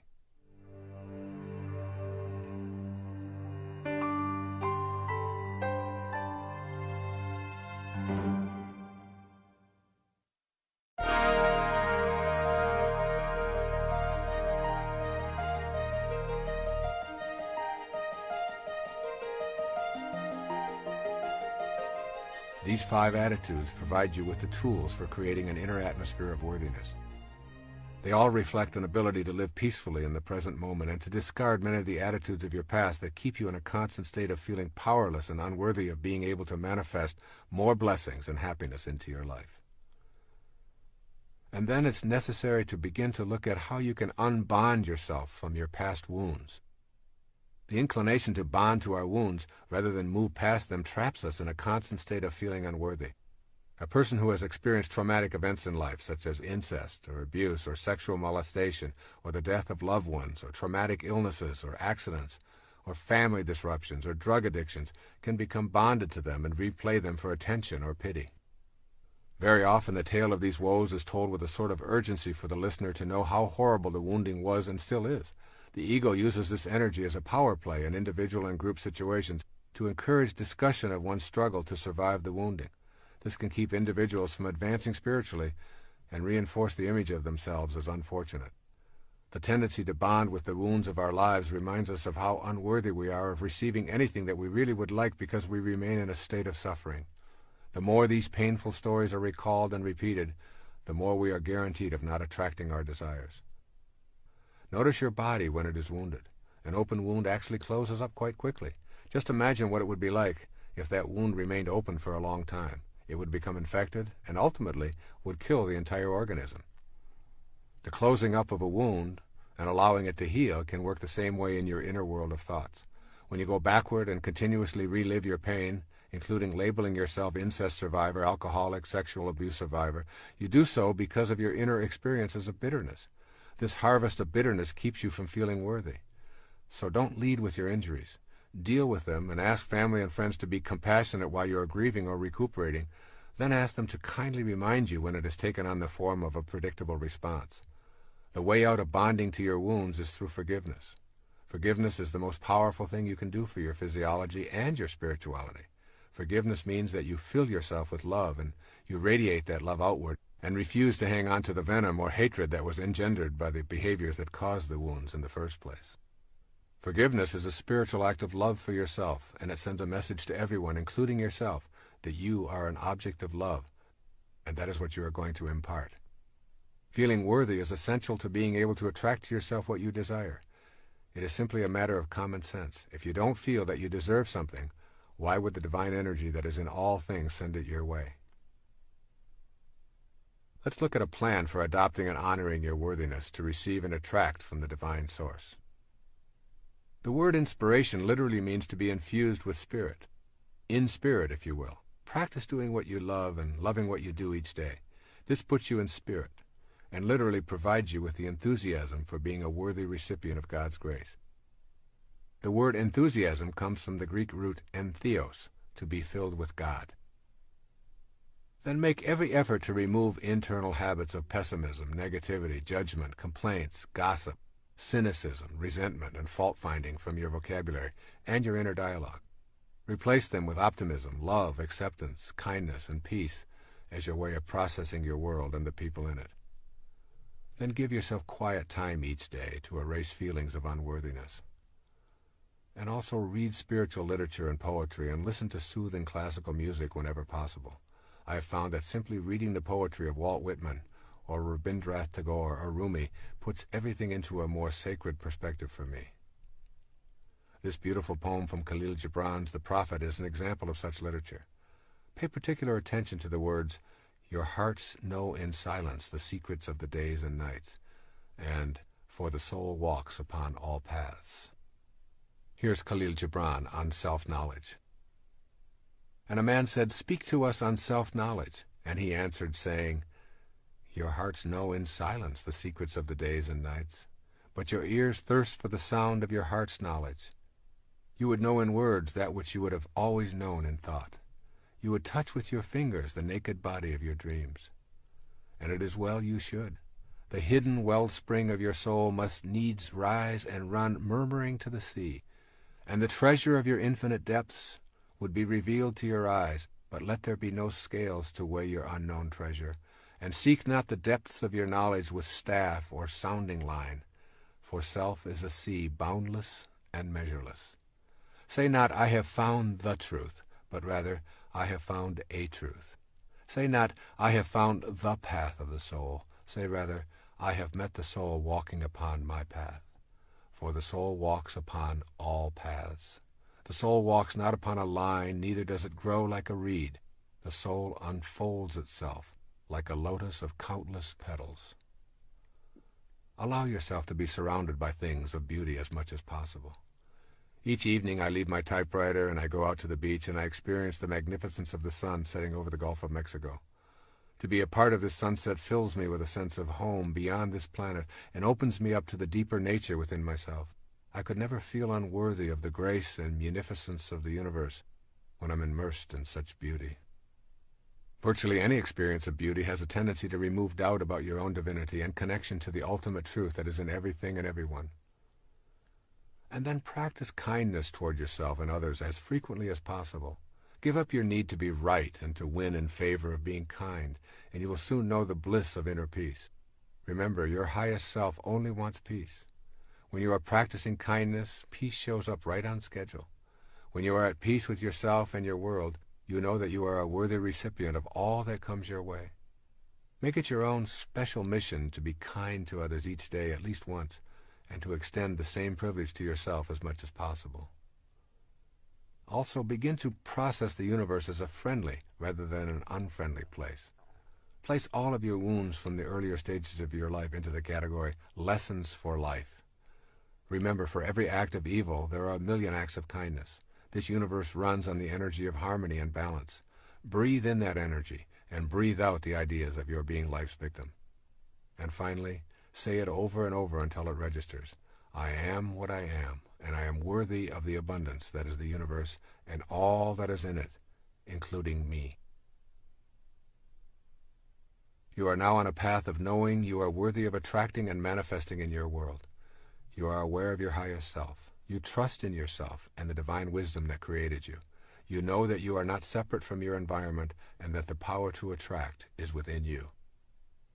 The next principle involves the energy of love and how important it is to know and experience it in all of your being before you begin applying the last three principles of manifestation. Our sixth principle for spiritual manifestation is called connecting to the divine source with unconditional love. There's a wonderful quote from Mirabai. It says this as she talks about herself. Mirabai knows that to find the divine one, the only indispensable is love. There is no greater power in heaven or on earth than pure unconditional love. This is the heart of the sixth principle of manifestation. The nature of the God force, that unseen intelligence in all things, which causes the material world and is the center of both the spiritual and physical plane, is best described as pure unconditional love. It is the glue that holds all things material in place and keeps them from collapsing into uncountable particles. This God force is the oversoul to which we are always connected because we are localized extensions of that force. You may feel infinitely worthy of attracting to yourself material and spiritual prosperity, but if you are not living the way of unconditional love, you are interfering with your ability to manifest in your life. In order to be divinely aligned with the universal infinite energy, you must become unconditional love. This energy of love really dissolves all limitations. When I speak of love emanating from your soul and from the divine consciousness of God, I speak of something that the lower self or the ego cannot grasp. I am not speaking about feeling good toward others, romantic love, showering everyone with affection, or touchy-feely behavior here. This unconditional love is an experience of the harmony of life. It is simply too deep and too profound for our ordinary selves to activate. The energy of unconditional love is the power behind creation. It guides all of our natural laws. This love can be imagined as a vibration that carries thought forms from one's mind into material expression. In its highest nature, love is the force that we recognize as the will of God. It is the alchemy that we embrace to make sense of how things are materialized from the world of spirit. I suggest you embark on an experiment in which you practice unconditional love for several days, perhaps even a week. Make this a private activity, but vow to yourself that you will allow only unconditional loving thoughts to emanate from your consciousness. Refuse to have judgmental or critical thoughts. In your quiet time, think only peace and love. In all of your relationships, think and act in only loving ways. Extend loving thoughts and energy wherever and whenever you encounter anyone or anything. Become unconditional love for this period of time. This practice of becoming unconditional love is a prerequisite to the manifesting process. By pouring love into your immediate environment and practicing gentleness in all of your thoughts, words, and actions, your immediate circle of friends will begin responding in a whole new way. Furthermore, this act becomes expansive very quickly, and you can radiate this love to your community and to people you read about in newspapers, including those who are labeled terrorists, murderers, scam artists, and the like. You emphasize the un in unconditional love. You become detached and loving toward all. You are not loving the hostile act, but you are loving the spirit that is blocked in those who are harmful and unloving. When you can live this way and reject all thoughts and actions that are not of an unconditionally loving nature, you will experience the alchemy of your spirit and know how to overcome limitations in your life. This is a task that your conditioning will not easily encourage, but for a few days you can persevere just so you know what the divine universal spirit is like. It judges no one and nothing. It does not moralize. It does not show favoritism. It merely exists as an unconditional love, radiating harmony and allowing everything and everyone to unfold. What can you expect as you practice a few days of being total unconditional love? You will feel yourself becoming a different person. You will feel at peace virtually all of the time. Your relationships will be more deeply spiritual. Most significantly, you will begin recognizing the coincidences of your life with greater regularity. Your thought forms of unconditional love will begin to produce what you desire without your even being aware of how it is happening. There's an oft-quoted passage in the New Testament that seems appropriate here. It's Corinthians 13 on love. And now I will show you the most excellent way. If I speak in the tongues of men and of angels but have not love, I am only a resounding gong or a clanging cymbal. If I have the gift of prophecy and can fathom all mysteries and all knowledge, and if I have a faith that can move mountains, but have not love, I am nothing. If I give all I possess to the poor and surrender my body to the flames, but have not love, I gain nothing. Love is patient. Love is kind. It does not envy. It does not boast. It is not proud. It is not rude. It is not self-seeking. It is not easily angered. It keeps no record of wrong. Love does not delight in evil, but rejoices with the truth. It always protects, always trusts, always hopes, always perseveres. Love never fails, but where there are prophecies, they will cease, and where there are tongues, they will be stilled, and where there is knowledge, it will pass away. For we know in part, and we prophesy in part. But when perfection comes, the imperfect disappears. When I was a child, I talked like a child. I thought like a child. I reasoned like a child. When I became a man, I put childish ways behind me. Now we see but a poor reflection as in a mirror. Then we shall see face to face. Now I know in part, then I shall know fully, even as I am fully known. And now these three remain: faith, hope, and love. Yes, and the greatest of these is love. I'm well aware of the improbability of living an unconditionally loving life in all of our moments. I imagine your ego is protesting that this idea is absurd because you are only human and humans have shortcomings. Nevertheless, I ask you to do this exercise for a few days or a week. You see, I know that it will become habitual when you feel the richness of your life with this new awareness.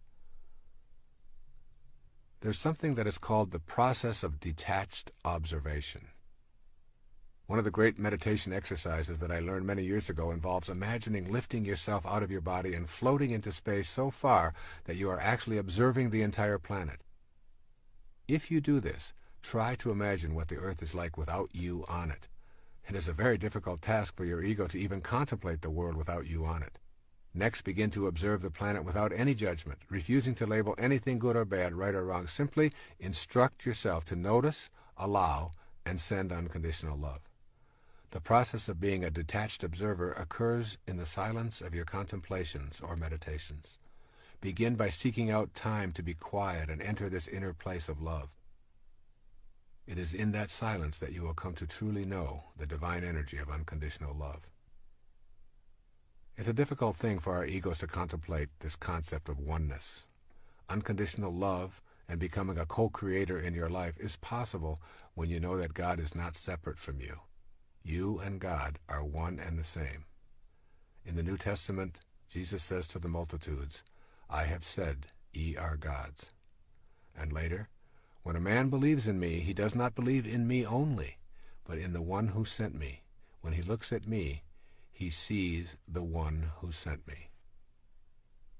What it means to be in a state of oneness is that you know the unconditional love that God has for all of creation is also the unconditional love that can be you if you make that choice.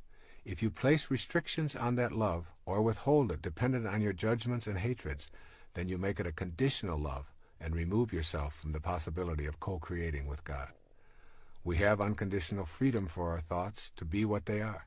That is how you are loved. That is your gift from the divine creator, expressed through your individuality. Take that freedom away, and you are no longer a human being. You lose your humanity when you lose the unconditional love that allows you to think as you choose. Now suppose that you're able to function in the same unconditionally loving way, simply allowing without judging. You would be experiencing oneness. Your will and God's will would not be in conflict. Use this love for the purpose of creation. Every moment that you create by radiating unconditionally loving thoughts is a reflection of the same love that was responsible for your creation. This unconditional love is really a power, the ability to reach a higher state of being where there seems to be almost no delay between the creation of a thought form and having that thought form show up can be viewed in terms of unconditional love and an absence of making demands on or judging the world. This is a power that I know is possible for each of us when we begin to adopt the basic principles of spiritual manifestation. Most of us simply do not recognize how truly powerful we are by virtue of our own ability to create thoughts, and out of these thoughts attract to ourselves the abundance of the universe. When we think rationally about this power, we immediately think of the conflict between having a free will and having a destiny. This conflict often obviates the need within us to think and live in unconditionally loving ways. Let's take a quick look at this matter of destiny, which is in the title of this tape, and put it into a different context. Destiny is not preordained. Destiny is ordained totally by you. Every single moment of your now existence is the result of your previous thought. The idea that everything is already laid out for you in advance is a hallucination. You can and do manifest your own destiny. Your free will is your gift of unconditional love.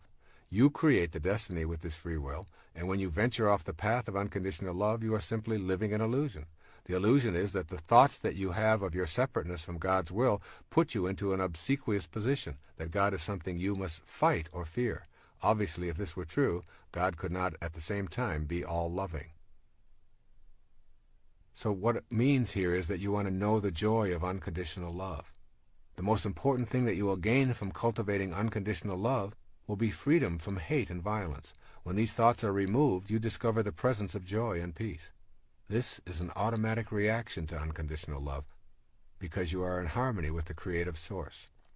The ego identifies you primarily as a physical body, separate from God, and in need of constant stroking to massage your self-importance. When you simply say this is an illusion and it doesn't really exist, those ideas are replaced with unconditional love, and the joy you experience is really the denial of the false and an affirmation of the truth of your being. You are absolutely free when you are not consumed with your self-importance. You are free when you no longer need to be stroked, coddled, and approved of by everyone you meet. There is a great sense of joy in feeling free. Think of times when you have felt the freest in your life, when the pressures to perform are off, when you are walking in nature, when you are in solitude and communing with God. Joy, freedom, and unconditional love are inseparable. They flow from the experience of each other. To be joyful is to hold on to nothing and to have no restrictions. This is also the feeling of freedom, and it is a result of embracing the unconditional love of the divine energy that is the center of your being. This is not to say that one ought not to enjoy a massage, a delicious meal, lovemaking, and all of the pleasures of the body, but it is the mind that is processing and allowing you to experience the pleasure. It is the mind that makes it real. Your purpose is to align your mind with the unconditional love that is the divine source of all material things, including your body. With that alignment comes joy and power. When one drop of water separates from the ocean, it becomes a speck that is essentially powerless and weak. But when it aligns with its source, the ocean itself, it is powerful beyond what is possible as an individual drop of ocean, and so it is with you. Unconditional love is really nothing more than the absence of fear. The ego is where fears originate, with constant messages that you are incomplete and need more, that you need to win to be better in comparison to others. With its unceasing pressure, the ego keeps you in a constant state of turmoil and anxiety. Here is where all fears are birthed and nurtured within you. To accept unconditional love as your premise for living, you will have to tell the ego that there is no need to prove anything, and that all you want or hope for is already here. With this kind of declaration, fear is removed from your life and is replaced with love. Remember the biblical quote, "Perfect love casteth out all fear." This principle of unconditional love as a prerequisite to manifesting your own destiny is a tough one to put into practice full time, yet you can begin this process by working on it one step at a time, beginning right now. Here are a few of the ways of putting unconditional love into practice in your life. Remember to keep uppermost in mind that love transforms. Unconditional love heals the body and the mind. And then also remember that the polarity of love is fear. Fear is a current of energy that literally runs through your body and is produced when you feel cut off from the source of unconditional love. Every time you experience fear, ask yourself, what's going on that I have substituted fear for love in this moment? Also, begin to acquire a private, non-publicized, and regular habit of meditating. With every breath you take, feel yourself taking in unconditional love. With every exhalation, expel thoughts of fear. Then pick one day to practice this exercise with a partner of your choice. Make a decision to think, act, and radiate nothing but unconditional love for the entire 24-hour period, including your dreams. If this works for you for one day, see if you can extend it for another day or two. Also, try making a decision to turn over your most difficult challenges in the area of unconditional love to God. Simply turn them over with a request such as, I have been unable to bring love into my life in these areas, and I am asking for your divine guidance in accomplishing this. Also, in your silent moments of prayer, do not be afraid to ask for help. And then know the connection between manifesting your heart's desire and unconditional love. Without your connection to this love, you lose your connection to the creative process. Unconditional love is in all things you wish to attract as well as in you. Keep it honestly, and you keep your ability to know that you are a God. Lose it, and you lose your godliness. It is that simple. And finally, make your word law. If you say it, live up to it lovingly. This gives you a sense of inner balance. The universe runs on balance, and the energy that keeps it in balance is love. By declaring yourself a person who keeps his word, you align yourself with the loving essence of the world. This concludes the sixth principle for manifesting. unconditional love is the cornerstone of your mental picturing. You refuse to allow any contrary ego-driven thought to enter the inner kingdom of love. If you activate this principle, you will have revealed a truth that eludes most people. It is with unconditional love that you find your true connection to the divine energy that is in all things. Our seventh principle of spiritual manifestation is simply meditating to the sound of creation. This seventh principle of manifesting will challenge your conditioning probably more than any of the other 8 principles. However, while it contradicts your beliefs about how you fit into the universe, it also expands your ability to create and attract the objects of your heart's desire. Others who have done this meditation on a regular basis have experienced dramatic shifts in their lives and have been able to manifest what they previously believed to be impossible. As you begin opening yourself to this soul-nourishing practice of chanting to the sounds of creation, spend some time carefully studying the other 8 principles. When you begin to practice the 2 daily manifesting meditations, you need to trust in your highest self and meditate with unconditional love. Reviewing the other 8 principles will help to make trust and love available. Meditating with sound can work dramatically in your personal life and can also facilitate a new awareness of our collective abilities to manifest a world free of the demands and petty issues of the ego. I feel blessed to have a spiritual teacher, Sri Guruji, make these meditations available to me to teach to others. Sounds have the power to generate your ability to attract to yourself that which you desire. 3 key words describing the principle are the title of the following section. Listen carefully to these 3 words. Sounds have power. Sounds are a powerful energy. Every sound is a vibration made of waves oscillating at a particular frequency. The frequency range of the human ear is approximately 16 to roughly 40,000 vibrations per second. Sound is the intermediary between abstract ideas and concrete form in the material world. Sounds literally mold the abstract world of thought and spirit into shapes. In ancient ceremonial rites, words, sounds, and shapes combine to achieve certain ends.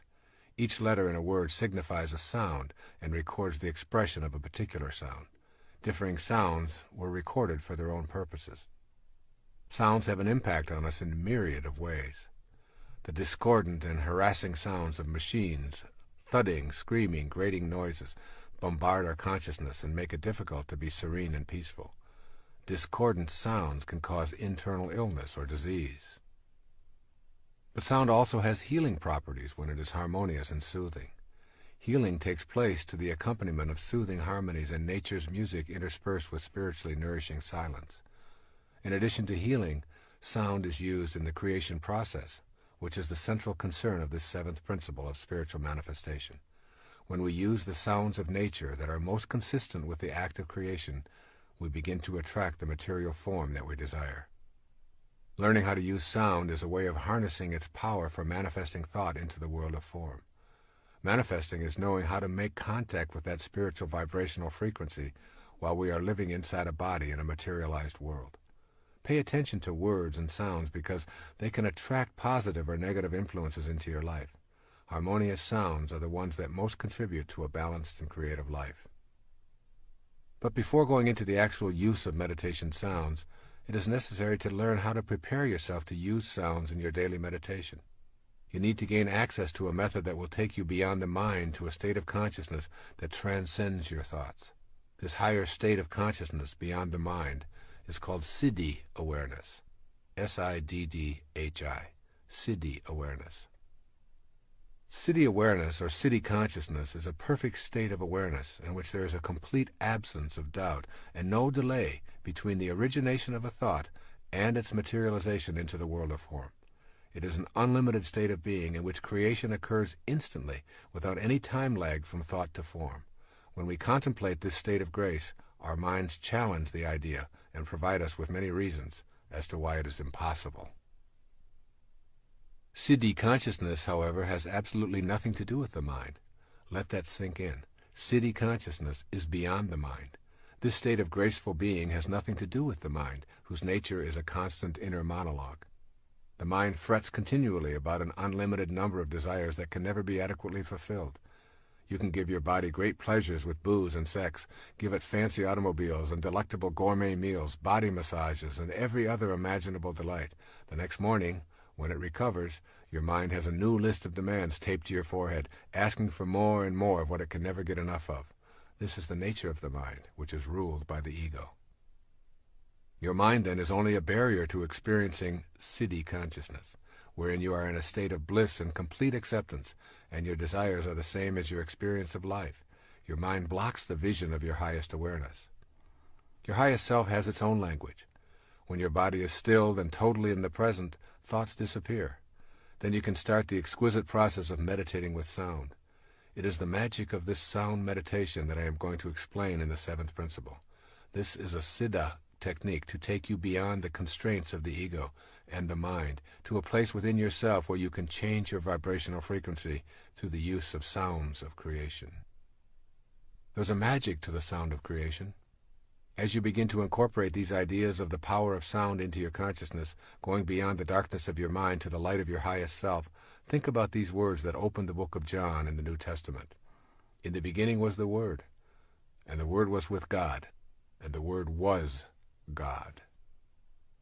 The word God has the same sound that is in virtually all of the names for the original creator. All traditions describe a creator of the word and humankind. Here is a list of names used for the creator: Ra, Krishna, Rama, Buddha, Adonai, Brahman, Siddha, Shiva, Jehovah, Kali Durga, Tat, Gayana, Mahanta, Mahavira, Anu, Atva, Nanak, Yahweh, God, Allah. The obvious sound that is in all of these names for the Creator is the sound Ah. Ah expresses a feeling of bliss and joy. The sounds of creation and joy are synonymous. It is not an accident that the name for the Creator in virtually all languages contains the sound Ah. Ah is the only sound that humans make effortlessly, simply by taking in a breath and without moving the lips, the tongue, the jaw, or the teeth. If you move any of these, the sound changes. Ah is the sound of effortless perfection, as is creation itself effortless and perfect. Ah, the sound of creation, is one sound you will want to use as you practice the language of siddhi consciousness. It takes you beyond the incessant self-dialogue that characterizes your mind. When you repeat the sound Ah in connection with your manifestation meditation practice, you are literally repeating the name of God. In Reflections of the Self, Swami Muktananda gives these words to his devotees who desire to know more about the state of siddhi consciousness. With eyes brimming with love, sing his name. All inner mysteries will be disclosed. Every bird and plant will reveal itself to you as Brahman. The knowledge of Vedanta will manifest everywhere. O dear one, keep chanting God's name while sitting or standing or involved in the world. Never forget him. Unite your mind with the self. He explained that these names for God have specific combinations of inherently powerful syllables that have the ability to call forth the experience of God within us. Making these sounds acquaints us, perhaps for the first time, with the subtle God force within ourselves. Thousands of years ago, Patanjali set down his highly celebrated Yoga Sutras. They were designed to help guide seekers to the highest state of awareness, siddhi consciousness. He offered this advice: repeat and meditate on Om. Om is a symbol for the universal sound of creation. Repeating this sound causes the disappearance of obstacles and an awakening of a new, higher consciousness that is the creative energy. Continually chant God's name is the advice of the masters of self-awareness to those who seek to participate in the act of creating and manifesting. The sound Ah is the sound of God. Make the repetition of the name of God a daily meditation practice, and you will literally transform yourself into this universal sound of creation. You will become one with the sound that mediates between the world of form and the highest frequencies of the spiritual world. This creation meditation is also involved with 2 chakras of the body. Of the 7 chakras of the body, 2 are significant in learning this manifesting technique. The base chakra, the sex center, is one, and the third eye, located between the eyebrows, is the other. Imagine for yourself a channel between the base chakra and your third eye. You are going to clear this imaginary passageway between these two chakras and feel yourself open the third eye so that you can imaginatively project your manifesting energy out the new opening. The base chakra is the center of procreation. The third eye chakra is for the purpose of manifestation. Think of your third eye as the part of you that makes contact with the physical world that is invisible to the naked eye. You are attempting to open this third eye through the language of your siddhi consciousness. Now, remembering that ah is the sound of joy as well as the God sound, think about the sound that accompanies the process of procreation. Ah is the most common sound heard in the very act of procreation.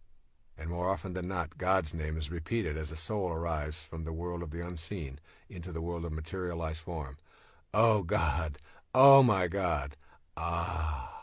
Initially, this may seem amusing, yet it is incontrovertible that these are universal clues to the process of manifestation.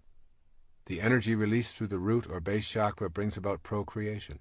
And what has taken place here? A release of energy from the base chakra, received by another base chakra, and a soul connects to form, from the unseen to the manifested, all accompanied by the sound of ah. Learning this technique of sound manifesting really involves nothing more than opening up the channel that exists between these two chakras in your body. Opening the third eye is an inner exercise of putting your attention at the third eye or mind chakra and projecting through it, feeling the joy that is associated with the sound ah. You experience it leaving the limits of your physical body, embracing that which you want to manifest, and bringing it back to you. Implement this sound meditation in your morning practice. I have created a cassette tape and a compact disc called Meditations for Manifesting, which guides you through this morning meditation.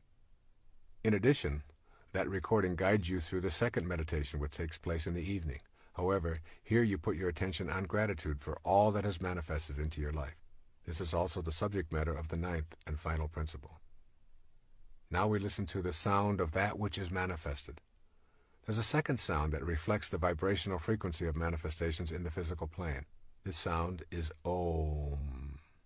If you reduce anything that you can observe on the physical plane to its ultimate sound vibration, you would hear the sound Om. This is the sound that women of ancient times meditated to while bringing their babies into the world. Whereas Ah is the sound of creation, Om is the sound of that which is already created. Om expresses gratitude for all that has manifested. There's a basic relationship between our level of awareness and the vibrations of the universe. This is why I include the Om meditation in the manifestation process. Repeating the Om sound in the evening tunes you to a higher state of awareness and to gratitude for all that has manifested into your life. Repeating this sound as a mantra of gratitude is one of the most joyous feelings you will ever experience, causing you to be in harmony with your environment.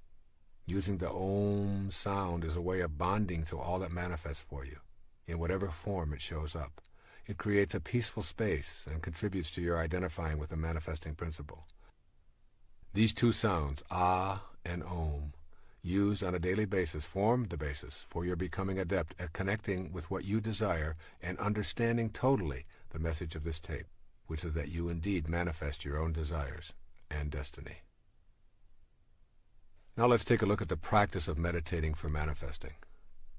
Manifesting and meditating cannot be separated. They are like the crest and the trough of the wave, separate and distinct from each other, but always together. You cannot become adept at manifesting the desires of your heart if you are unwilling to devote time to the practice of meditation. Meditation is simply the act of being quiet with yourself and shutting down the constant monologue that fills the inner space of your being. That inner noise is a shield preventing you from knowing the highest self.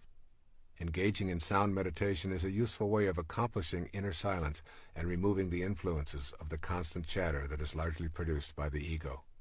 The best times for meditating using this manifesting technique of repetitive sounds are at sunrise and sunset. If you are unaccustomed to arising at or before sunrise, make an effort to establish this discipline for a trial period of 90 days. What you want to do is establish yourself as a disciplined person. Early morning, particularly prior to sunrise, is the best time of day to awaken. The silence allows you to feel close to God. You can feel the energy of healing and solutions in the silence. Use specific acts of personal courage to awaken during these hours, knowing that the time will provide you with far more rest than the remaining hours of your scheduled sleep. When the sun first begins to show itself in the morning, its energy breaking out of the darkness is most intense. This is the ideal time to begin your manifesting meditation.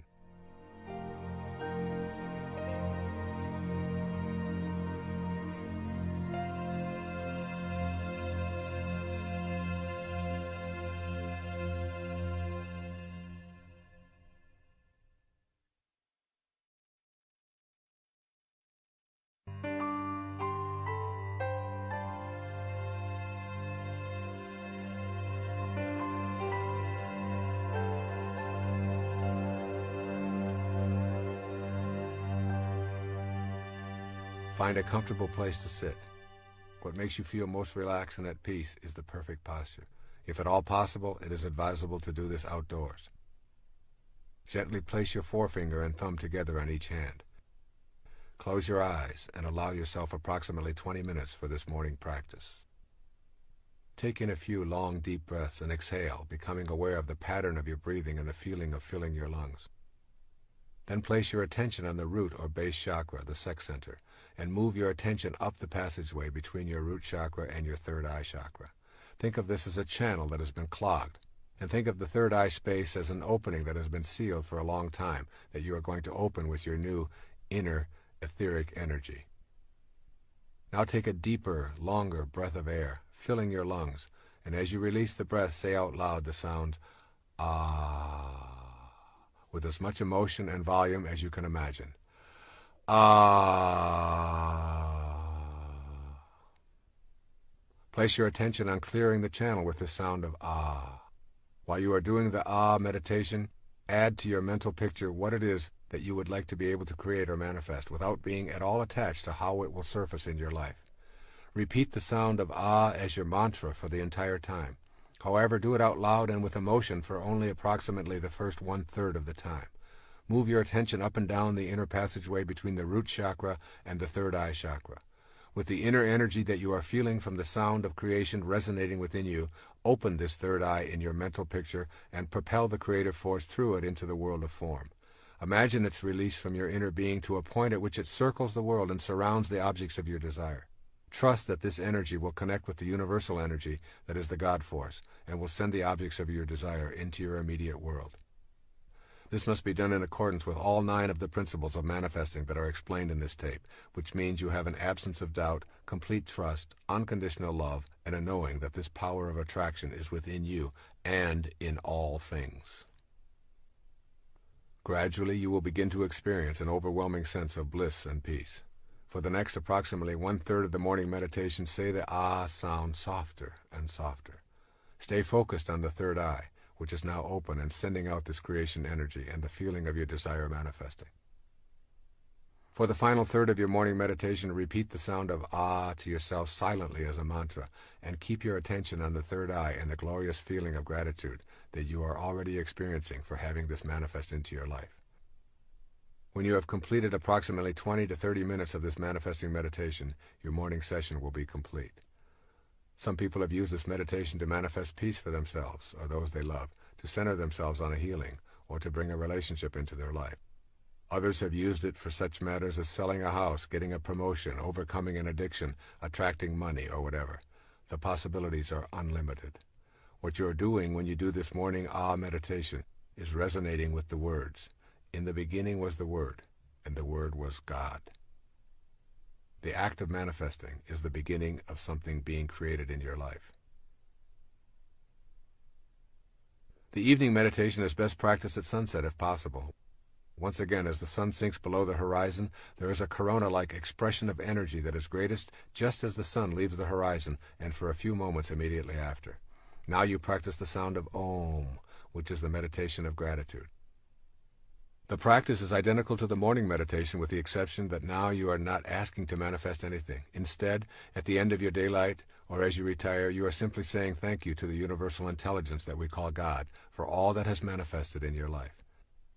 Take in deep breaths just as you did in the morning. Clear the channel between your base chakra and your third eye chakra and mentally picture all that you have received and project that energy out forcefully through the opening of the third eye.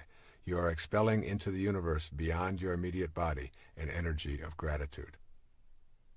The sound of Om is said aloud for the first third of your meditation, then gradually, more quietly, and ultimately silently, always focusing grateful attention on the third eye and feeling that energy going back to the universal source of energy that we call God. The final part of this meditation is the last sound you hear before you go to sleep each night. The very first sound you hear in the morning is generally one of ah. It is the sound that you make when you yawn or stretch. However, the final sound you hear within yourself before going to sleep can be a combination of these two sounds, of ah and om.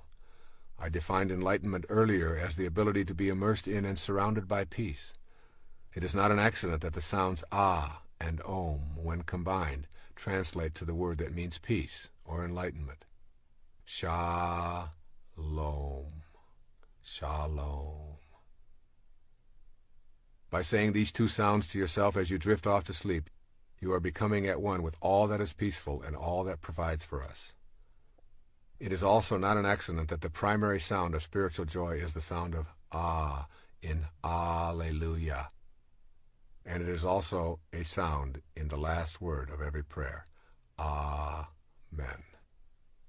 Give this glorious, peaceful, enlightening manifestation meditation practice a 3-month trial using each of the 9 principles outlined in this book, and see if you do not experience your heart's desire appearing. Alleluia. Shalom. The 8th principle for spiritual manifesting simply says, patiently detach from the outcome. In the 7th principle on the use of sound meditation, I emphasize the importance of placing your attention on your feelings as you picture your desire manifesting. This 8th principle of spiritual manifesting has at its heart the experience of that feeling. The manner of how and when it is desired shows up is something that you must not try to control. Manifesting is not about making demands of God in the universe. Manifesting is a cooperative venture in which your intention is aligned with divine intelligence. That intelligence is in all things and in you simultaneously. Demanding that God send your desire according to your timetable and design reinforces the incorrect idea of God as a separate energy. There's an important concept to try to grasp here. It's called intelligence apart from individuality. Most of us believe that the recognition of any other individual affirms a point at which our own individuality ceases and the other's begins. This belief is part of our conditioning, and it imposes a great deal of limitation on us. If this pattern were ascribed to the universal mind, it would describe a God that at some point ceased and something else began. To be universal and to recognize anything as being outside itself would be to deny its very being. So the nature of universal intelligence is an absence of individual personality. You are in an impersonal and intensely intelligent ocean of life that is all around, under, and in everything, including you. Though you have been conditioned to believe that you are an individual, you are actually a part of the grand universal nature that is infinite in its possibilities. This undifferentiated intelligence responds to you when you recognize it. Ask yourself what the relationship of this universal mind is to you.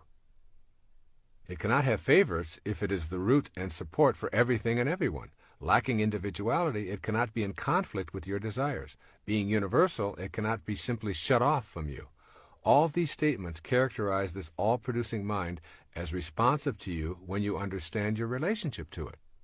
Your task is to bring the universal energy within your grasp by raising yourself to the level of that which is universal, rather than bring the universal down to a level of misperceived individuality that is separate from the universal. You need only to recognize it to attract it to yourself, rather than ask it to recognize you and bring you to it. Having learned a different set of principles, all of this may sound a bit confusing, yet it is crucially important for you to know this before moving along on the path of manifesting. There's a power of infinite patience. This provocative line is from A Course in Miracles. Those who are certain of the outcome can afford to wait, and without anxiety. The notions of certainty and patience go together. When you trust and know that you are connected to that universal all-providing intelligence, then you simply place no time constraints on your manifestation. Your knowing and your infinite patience put you at ease. Your inner sense is that what you want to manifest is already here, and your inner attention is on the feeling of well-being that you are already blessed with what you seek. The inner bliss is a function of the power of your infinite patience. When you are certain about the outcome, and unconcerned with the how and when, you have cultivated the power of infinite patience, and simultaneously you have detached yourself from the outcome. When this detachment takes place, you are able to go about your daily business of raising your children, doing your work or training, meditating and communing with God, and just patiently observing. Infinite patience is a sign of trust, and it calls upon infinite love to produce results in your life. When you let go of impatience, you are aligned with the God force, and the anxiety that tells you what is lacking and missing in your life is gone. You will know that God has been patient with you no matter how long it took you to come around, regardless of how far you may have wandered, and no matter how much you may have refused to listen. Infinite patience produces almost immediate results in your life. You become free when you relax your insistence to have it now. As an infinitely patient person, you know that you are already where you want to be, and there are no accidents, and that all that appears to be missing is nothing more than an illusion perpetrated by your ego. With this awareness, impatience leaves, and you stop looking for results of your manifesting meditation. Your patience allows you to remain in silent appreciation of all that is manifested in your life. This practice of patient detachment from outcome is a foreign concept to us. We have been taught that goals, success symbols, and the accumulation of merit badges are the ways to feel important. What follows is a guide for living with the seeming paradox of attempting to manifest something into your life and at the same time not being attached to when and how it shows up. So here's a step-by-step plan for putting patient detachment into your manifesting practice. First, understand the essence of what you desire. What you desire is not necessarily in the realm of things. If you want to manifest money, for example, notice if your attention is centered on the dollars or on the experience and feeling of financial security. The experience is the essence of your desire. By putting your attention on inner feelings, you shift from being gratified by externals. The essence of your desire is a feeling of well-being and joy and an alignment with the universal spirit. You may feel that you truly want to manifest more income and a promotion. Detach yourself from the in-the-world promotion and increase in pay. Put your manifesting energy on the essence. You're wanting to feel more secure and less stress. You will probably begin to see things arriving in your life that reduce your anxiety. They may seem to have very little to do with what you originally thought you wanted. And then secondly, banish doubt and enter into the realm of certainty. When you've removed doubt about your ability to manifest, it will be easy to detach yourself from the outcomes and all of the details. Your trust in yourself and in the divine energy of the universe is all you will need. Then third, leave your expectations and go about your business. Maintain your work and play regime with a new sense of peace originating in your inner knowing about what is manifesting for you. Remain completely detached from the inclination to measure and calculate what is and is not showing up for you. And then fourth, in this step-by-step plan, maintain privacy about your desires. Sharing your manifestation efforts decreases the energy and deflects the energy into the ego's need to gain approval. Then fifth, be aware of the cues that your desires are manifesting. Keep in mind that the way things will show up in your life is not necessarily related to what your rational brain expects.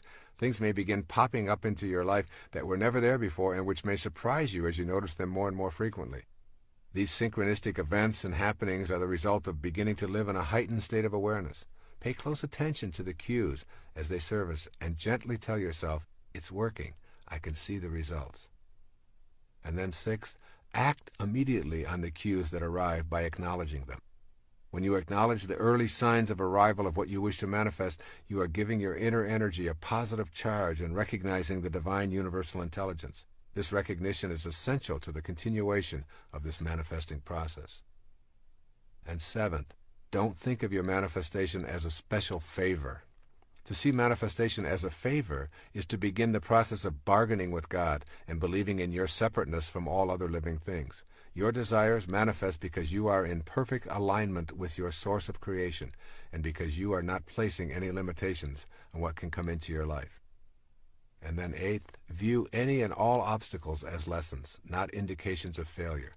Keep in mind that you are practicing patience and detachment from outcome. Everything that shows up in your life is supposed to. This includes the falls in your life. They provide you with the energy to propel yourself to a higher state of awareness. And then ninth, release all judgment from your manifesting practice. This requires you to be willing to suspend your inclination to judge that which shows up in your life as right or wrong, good or bad, attractive or unattractive. Your judgments halt the flow of universal energy into your life and put you at odds with that divine power. Your ability to manifest depends in large part on your willingness to leave behind the collective judgments that make up the totality of human beliefs. Detaching from these beliefs is one of the greatest challenges of your life. You will probably experience a sense of loss and perhaps a feeling of loneliness as you make this step out of judgment. The reward is that you will begin to expand your own perceptions and accept what others believe are their perceptions. A business card you might find walking on the beach, a book or a tape recording, a message intended for another but is in your mailbox, all these can be cues. Send away all judgments about how anything arrives in your life and refuse to assume the collective judgments that permeate the beliefs of most of the people you encounter. As you notice what arrives and disappears, try to do it with a feeling of total acceptance. In your inner world now, anything you can imagine is actually a part of you. Your proclamation of being wealthy and happy, if taken to that inner non-judgmental world, will lead you to feel wealthy and happy. This in turn will lead you to begin acting in new ways. You will begin to create a new concrete reality of wealth and happiness within yourself as you generate a positive attitude toward all you encounter. No judgments, simply maintaining an inner feeling of having already manifested whatever it is you desire. Your mind will attempt to use logic, but manifestation is not logical. Your mind will try to employ negativity, insisting that you are too old, too stupid, or too undeserving, that you never win anything, that you've wished for things in the past and been disappointed, and there's no reason to expect things to change now. This is the attachment of the mind and the ego to results in past history. Meditation and intuitive feelings are two ways to supersede the mind. The emphasis is on detaching from the collective unconscious beliefs, refusing to judge, and patiently allowing the universal source to deliver what you are now totally aligned with in your inner world. And 10th, learn to relax in peace and knowing. The universal intelligence works at its own perfect pace. It will deliver when you are in alignment with the 9 principles detailed in this tape. The delivery is guaranteed by the absence of doubt that you cultivate and total trust in the presence of this energy in all things, including that which you are going to attract into your life. And finally, on 11th, use affirmations to keep the energy flowing and to detach from the outcome. The most useful affirmation I can provide in this regard is really quite simple. I am infinite and universal, and I trust in the divine power of the universe, which is also within me. This then concludes the 8th principle for spiritual manifestation. This 8th principle revolves around transcending your mind and the collective mind that has been with you since your conception. It asks you to be patient when your mind will demand results. Once you perfect that infinite patience, you will demonstrate your trust in something other than your own limited body-mind, and you will peacefully allow your desires to manifest in their own good way, in their own good time. Our 9th and final principle of spiritual manifestation is called simply reacting to your manifestations with gratitude and generosity. The conscious expression of gratitude and generosity is the final principle in this miraculous process of spiritual manifestation. Experiencing an inner sense of gratitude and generosity is the result of being in harmony with all the other 8 principles discussed in this book. Gratitude is your expression of acknowledging the oneness of the universal energy working in cooperation with your desires. Let's look at the nature of gratitude. Gratitude is the complete and full response of the human heart to everything in the universe. It is the absence of feeling alienated or separate. It represents our full acknowledgement and appreciation of the energy flowing through all things and brings gifts to us in the form of the fulfillment of our desires. Gratitude recognizes that nothing is to be taken for granted, and, most important, it is an expression of complete, unconditional love in the form of a thank you to the God Force that is in all things. It is a way of being one with the God Force in full inner serenity. It recognizes that the spirit within ourselves is the same as that which sustains all life on the planet. Gratitude then represents the whole of ourselves. When we feel grateful and give thanks, sending out this kind of loving energy to the world in the same fashion that we did when we were asking for our heart's desire to be manifested, we feel complete. Gratitude allows us to feel more connected to that for which we are grateful. Gratitude acknowledges that we are the recipients of the generosity of others, of life, and of the universal spirit. Gratitude contributes a loving response to the whole of creation and to your relationships with creation. That relationship illustrates for us how interconnected and interdependent everything is, including the manifestations in our lives. When we understand the nature of gratitude, we can more clearly identify those things within ourselves that are obstacles to practicing gratitude. Gratitude is an inner process. It is an attitude of thankfulness, even when things do not appear as we would prefer. Rumi once wrote, "Don't grieve for what doesn't come. Some things that don't happen keep disasters from happening." Gratitude is a way of experiencing the world with love rather than judgment. The three most common obstacles to an attitude of gratitude originate in your mental processes. The first is simply called fault-finding. You always have the choice to be love-finding or fault-finding. The fault-finder focuses on what is wrong and what is missing. That focus shows up as criticism, judgment, and anger. The feeling is of being against the manifestations that appear in the world rather than being for what one receives. As we think, so shall we be. If you are using your mind to think about what is wrong and what is lacking, this is precisely what will manifest for you. Finding fault, rather than being grateful and being a love finder, guarantees that you will not be able to participate in the co-creation of your life and the fulfillment of your desires. A second obstacle to an attitude of gratitude is called simply complaining. The complainer always feels shortchanged and deprived and consequently becomes envious and bitter toward those who seem to have been blessed with what is missing in his or her own life. The inner experience of complaining leads to being angry at the universal source that seems to have denied you the benefit of its infinite supply. Complaining is an expression of the absence of love in your inner world. When you feel love, there's no room for being upset with God for not delivering your ego's demands. And the third obstacle to an attitude of gratitude is taking what you have for granted. Taking things and people in your life for granted drains you of the joy that you could be experiencing. Taking things for granted means going through life unaware of the multitude of gifts that are here in each and every moment. Think of the activities and experiences that would be missed if they suddenly disappeared. Remind yourself that there are no ordinary moments. Kicking a ball around with a child, watching the shape of the clouds in the early morning, or hearing the sounds of the seasons, saying good night to a loved one. Every single experience is an opportunity to experience gratitude, or its opposite, ennui. It is also a choice. Strive to be alert to being a love finder. Sleepwalking through life is a choice to impede the gratitude that is necessary for you to become a manifester. If you take everything for granted, you will never be able to see the clues that will give you the impetus to take action on your desired manifestation. The appearance of the right person or the unexpected gift will be greeted with a shrug and a disinterest, which will prevent you from receiving its blessings. Be awake and fully appreciative of everything and everyone. And here appreciation and depreciation need to be understood. When we depreciate something, we devalue or diminish its worth. We depreciate things or people by expressing disapproval or dislike.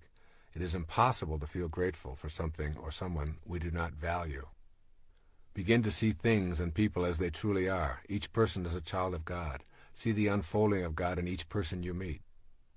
The moment you participate in the depreciation process, you block your ability to experience gratitude, and consequently, you obstruct your ability to manifest prosperity, love, and joy into your life. Essentially, the activity of depreciation means that you are not sensing the beauty of life. Become an appreciator, and therefore a manifester, by seeing the Christ shining back at you in the other person or groups of people. Cultivating an attitude of gratitude is something we all want to work on in this manifesting process. Make the shift to being grateful for all that you are and all that you have, and you will facilitate your ability to manifest into your life the essence of all that you desire. Develop an awareness of yourself as a recipient rather than as a victim. Virtually everything you possess in your life is because of the efforts of others. Your furniture, automobile, home, clothes, gardens, yes, even your own body are all in some way gifts from others. Without the efforts of thousands and thousands of people all working in harmony, you would have nothing showing up in your life. Just remind yourself of this fact each day, and gratitude will begin replacing cynicism. Also, practice a silent expression of gratitude when you start to see your desires manifesting from the universal source. Thank you, God. I see you working in my life, and I acknowledge with love my appreciation for all that you bring to me. Also, become a person who is willing to tell those around you how much you appreciate them. Make a concerted effort to say aloud how much you love your family members without making it a phony ritual. The more you are willing to express gratitude, the more you are cultivating an experience of unconditional love, which, as you know, is the secret to manifesting. Be thankful and avoid complaining as much as possible. Catch yourself as you are about to find fault with someone or some condition. Then, instead, find something to say that reflects a willingness to be a love finder. Give yourself a specific period of time to practice avoiding complaining and fault-finding, perhaps 30 days. You will experience the emptying of rancor and complaints from your inner self and the opening to love, appreciation, and gratitude. Begin each and every day with an expression of gratitude and thanksgiving. Every morning when you awake, you have been given the gift of a sunrise and 24 hours to live. Take in a deep breath and be grateful for this exhilarating experience of breathing in life and love. End your day with an expression of love and a repetition of the word for peace, shalom. Be aware of the need to be grateful for the suffering and struggles that are part of the fabric of your life. Sometimes it's easy to simply be angry at your suffering rather than to know that it is the catalyst for your searching and awakening. And also remember, it is the nature of thought to increase. The more your thoughts are centered on what is missing, the more deficient you feel and the more complaints you will utter. Similarly, the more you practice gratitude, the more you are thankful and appreciative of all that life provides, and the more you feed your experience of abundance and love.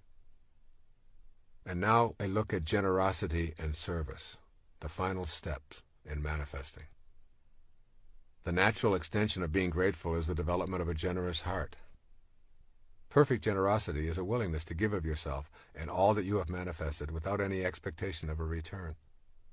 Manifesting is about connecting to the universal spirit, which is infinite and abundant in supply. Manifesting is not about seeing neediness in yourself, but is rather about feeling complete with that radiant abundance. It is concerned with unconditional love and attracting that abundant love to your individual life. When you feel the presence of that abundance, your feeling of gratitude will push you in the direction of generosity. It is in the expression of your generosity that you will feel most connected to the unconditional love of the universal spirit. The more you feel a desire to share what you receive unconditionally, the more you will experience it flowing into your life. Generosity and self-liberation go together. Generosity is helpful for your own liberation in that it teaches you about the inner quality of letting go. Letting go and releasing your attachments are the most freeing things you can do to liberate yourself from the ego. A need to hang on to things and money you receive arises out of an inner sense of incompleteness. Practicing generosity aligns you with your sense of completeness and love. Generosity extends to more than simply sharing your material possessions. Generosity includes offering kindness, care, love, and nurturing. Furthermore, the spirit of generosity can and does ultimately relate to how we treat ourselves. If you have a generous heart that has no qualms about giving, you will treat yourself lovingly and will nurture yourself without feeling any sense of guilt. Thus, giving and receiving are really the way the universe works. Every single time that you take in a breath and then exhale, you are engaged in a process of giving and receiving that is vital to the material and spiritual world. With each inhalation, you take in the oxygen and nitrogen you must have to exist. And with each exhalation, you send back the carbon dioxide that supplies the entire plant world. The cycle of generous giving and receiving is exactly the same as the very act of breathing. Look around you and notice how everything in our universe is a result of giving and receiving. The entire food chain represents a giving of life and a taking of life, and then a giving back in an endless cycle of material manifestation. The process works in the same way on the spiritual level. You put out loving energy to connect to that which you desire, and it returns to you. It is a giving and receiving action. So therefore, it's really important to cultivate an attitude of generosity. Put generosity into your manifestation practice to keep the natural flow of giving and receiving moving in your life. Recognize that this is a way of being that can be developed. You may have convinced yourself that giving is impossible because you have too little for yourself. If you're not generous when it's difficult, you will not be generous when it is easy. Generosity is a function of the heart, not the wallet. A generous heart is one that places no limitations on its ability to be generous with others and does not do it for reward or recognition. Think of the myriad of things that you do each day for others, including animals and the environment, as ways of practicing generosity. Talking to a lonely neighbor, feeding a stray cat, opening a door, anonymously paying the toll for the car behind you, vacuuming the carpet, or whatever may occur in the thousands of actions you undertake each day. Most important, remember that to give without expectation of an acknowledgement is truly the work of your higher self. Keep your generosity practices private. Then become aware of the internal resistances that arise within you when you have an impulse to give. Your fear of not having enough for yourself and your family, your doubts about whether others are truly needy, the fact that others won't appreciate it anyway, are impulses that you need to honor as valid. All of these inner doubts and fears should be examined without judgment. And then give yourself designated times and periods of time to practice being generous, particularly in offering service or in giving of your time. Sometimes I notice my young son out playing soccer by himself, wishing in his heart he had someone to play with. I remind myself to forget about the zillion things I have to do, my state of fatigue or whatever, and I designate the next several hours to simply sharing my time with him, something we both love. Practice being able to receive. Accept help when others offer it. Allow others to do for you without feeling embarrassed or without feeling that your independence is threatened. If you turn off the receiving side, you cut the natural flow of energy, just as if you turned off the giving side. Receiving is very much a component of the spiritual practice of manifestation, and you can work at allowing this into your life with gratitude and love. Furthermore, practice giving just a bit more than you think you can, and a bit more than your own comfort level allows. Whatever you have convinced yourself is the limit of your generosity, try going beyond it. You also can practice a little bit more generosity with your own self than you are normally accustomed to. Order the item on the menu that costs more, or give yourself a few extra days on your vacation trip, or allow yourself the luxury of a body massage or a facial. Extend your generosity into service as a way of life. Our encounters and relationships are a central influence on ourselves and each other. Service is a word that is not commonly thought of as part of our ordinary relationships, yet service simply cannot be separated from relationships. When you cultivate an attitude of gratitude and generosity, you will find yourself wanting to be in the service of others. You will find it natural to extend that which you receive into the service of others as well. If you receive a great teaching, you will want to teach it to others. If you receive love, you will wish to extend that love unconditionally outward. Your relationships will automatically be felt as gifts for the service of others. When you contemplate the purpose of your life in the material plane, you will discover that the only thing you can do with your life is to give it away. You cannot lay claim to anything. It is all transitory. You will find your purpose and your strength when you see that you are in a relationship with all other living things, and that you are purposeful and peaceful when you serve in some capacity. It is out of this state of recognizing our fundamental interconnectedness that we realize we are all in a constant state of service to each other. It is this awareness that you want to keep uppermost in your mind as you generate this principle of spiritual manifesting. Service, at its very basic core, is an inner choice to offer a helpful and healing attitude to others as well as to ourselves. A natural outgrowth of feeling grateful for our daily life manifestations is experiencing the inclination to be generous. By turning the purpose of your life into one of service and leaving behind your self-absorption, you discover the irony of manifesting. The more you choose to be of service, the more profoundly you experience unconditional love, and the more you find materializing into your life. Service is best thought of as a continuous focus in your life rather than being limited to certain kinds of giving activities. Service is a state of mind that expresses love rather than fear, trust rather than distrust. It focuses on meeting all others as equals with whom we share a spiritual identity.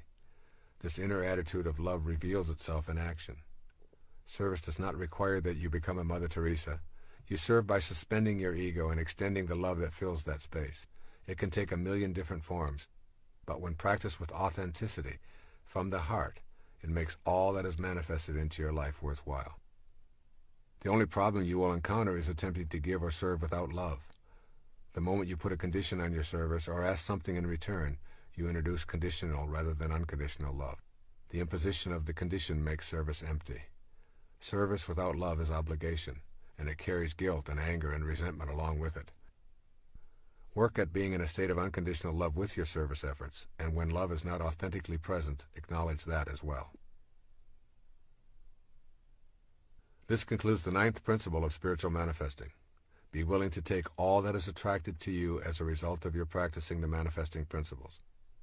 Be willing to turn right around and in a spirit of gratitude and generosity, devote yourself to an act of service. The more you practice in this light, the more you will see the objects of your desire coming to fruition regularly. I want to close this final principle with another observation by Rumi titled The Servant Who Loved His Prayers. It sums up all that I have said, not only here in this final principle on gratitude, generosity, and service, but in this entire program. Listen to the words carefully. And as you end this tape and go to work on your own spiritual manifestation program, recall this passage by Rumi, born in the year 1207 in the Persian Empire in what is now called Afghanistan. It will remind you of your role in all of this, a role that is limited only by the restrictions you place on your spiritual awareness. He titled this poem, "The Servant Who Loved His Prayers." At dawn, a certain rich man wanted to go to the steam baths. He woke his servant, Sunquar. "Ho, get moving, get the basin and the towels and the clay for washing, and let's go to the baths." Sunquar immediately collected what was needed, and they set out side by side along the road. As they passed the mosque, the call to prayer sounded. Sunquar loved his 5 times prayer. "Please, master, rest on this bench for a while that I might recite Surah 98, which begins, 'You who treat your slave with kindness.'" The master sat on the bench outside while Sunquar went in. When prayers were over and the priest and all the worshippers had left, still Sunquar remained inside. The master waited and waited. Finally he yelled into the mosque, "Sunquar, why don't you come out?" "I can't. The clever one won't let me out. Have a little more patience. I hear you out there." 7 times the master waited and then shouted. Sunquar's reply was always the same, "Not yet. He won't let me come out yet." "But there's no one in there but you. Everyone else has left. Who makes you sit still so long?" "The one who keeps me in here is the one who keeps you out there. The same who will not let you in will not let me out. The ocean will not allow its fish out of itself, nor does it let land animals in where the subtle and delicate fish move. The land creatures lumber along on the ground. No cleverness can change this. There's only one opener for the lock of these matters. Forget your figuring. Forget yourself. Listen to your friend. When you become totally obedient to that one, you'll be free. May you always swim in the ocean of abundance while manifesting your own divine destiny. Listen to your friend. I'd like to provide you with a summary of the 9 principles. I would like you to have all 9 principles in the same place so that you can refer to them often, as well as see how they comprise a step-by-step program for implementing a spiritual manifestation awareness for yourself.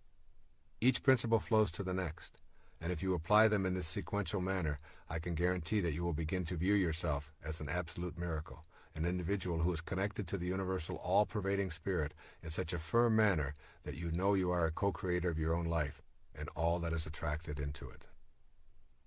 The 9 principles. Number 1, becoming aware of your highest self. This awareness helps you to view yourself as more than merely a physical creation, which leads to the 2nd principle. Trusting yourself is trusting the wisdom that created you. This principle establishes you as one and the same with the universal God force, which leads you to the 3rd principle. You are not an organism in an environment. You are an environed organism. This principle establishes that there is no separation between you and anything else outside you in the material world, which leads to the 4th principle, that you can attract to yourself what you desire. This principle establishes your power to attract that which you are already connected to, which leads to the 5th principle, honoring your worthiness to receive. This principle affirms that you are worthy of all that is attracted to your life, which leads to the 6th, connecting to the divine source with unconditional love. This principle creates an awareness of the significance of accepting your manifestations with absolute love, which leads to the 7th principle, meditating to the sound of creation.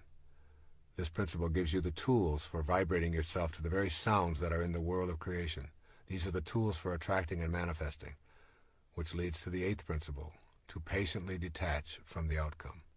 This principle emphasizes the need for removing demands and becoming infinitely patient, which leads to the final principle, to react to all of your manifestations with gratitude and generosity. This principle teaches the value of taming the ego and being thankful and in service to others with your manifestations. In essence, all that is being said here is, manifestation means when you are participating in the act of spiritual manifestation, you are doing nothing more than manifesting another aspect of yourself, since you are connected to everything, and everything you wish for also shares that energy. God bless you. I send you love and all green lights.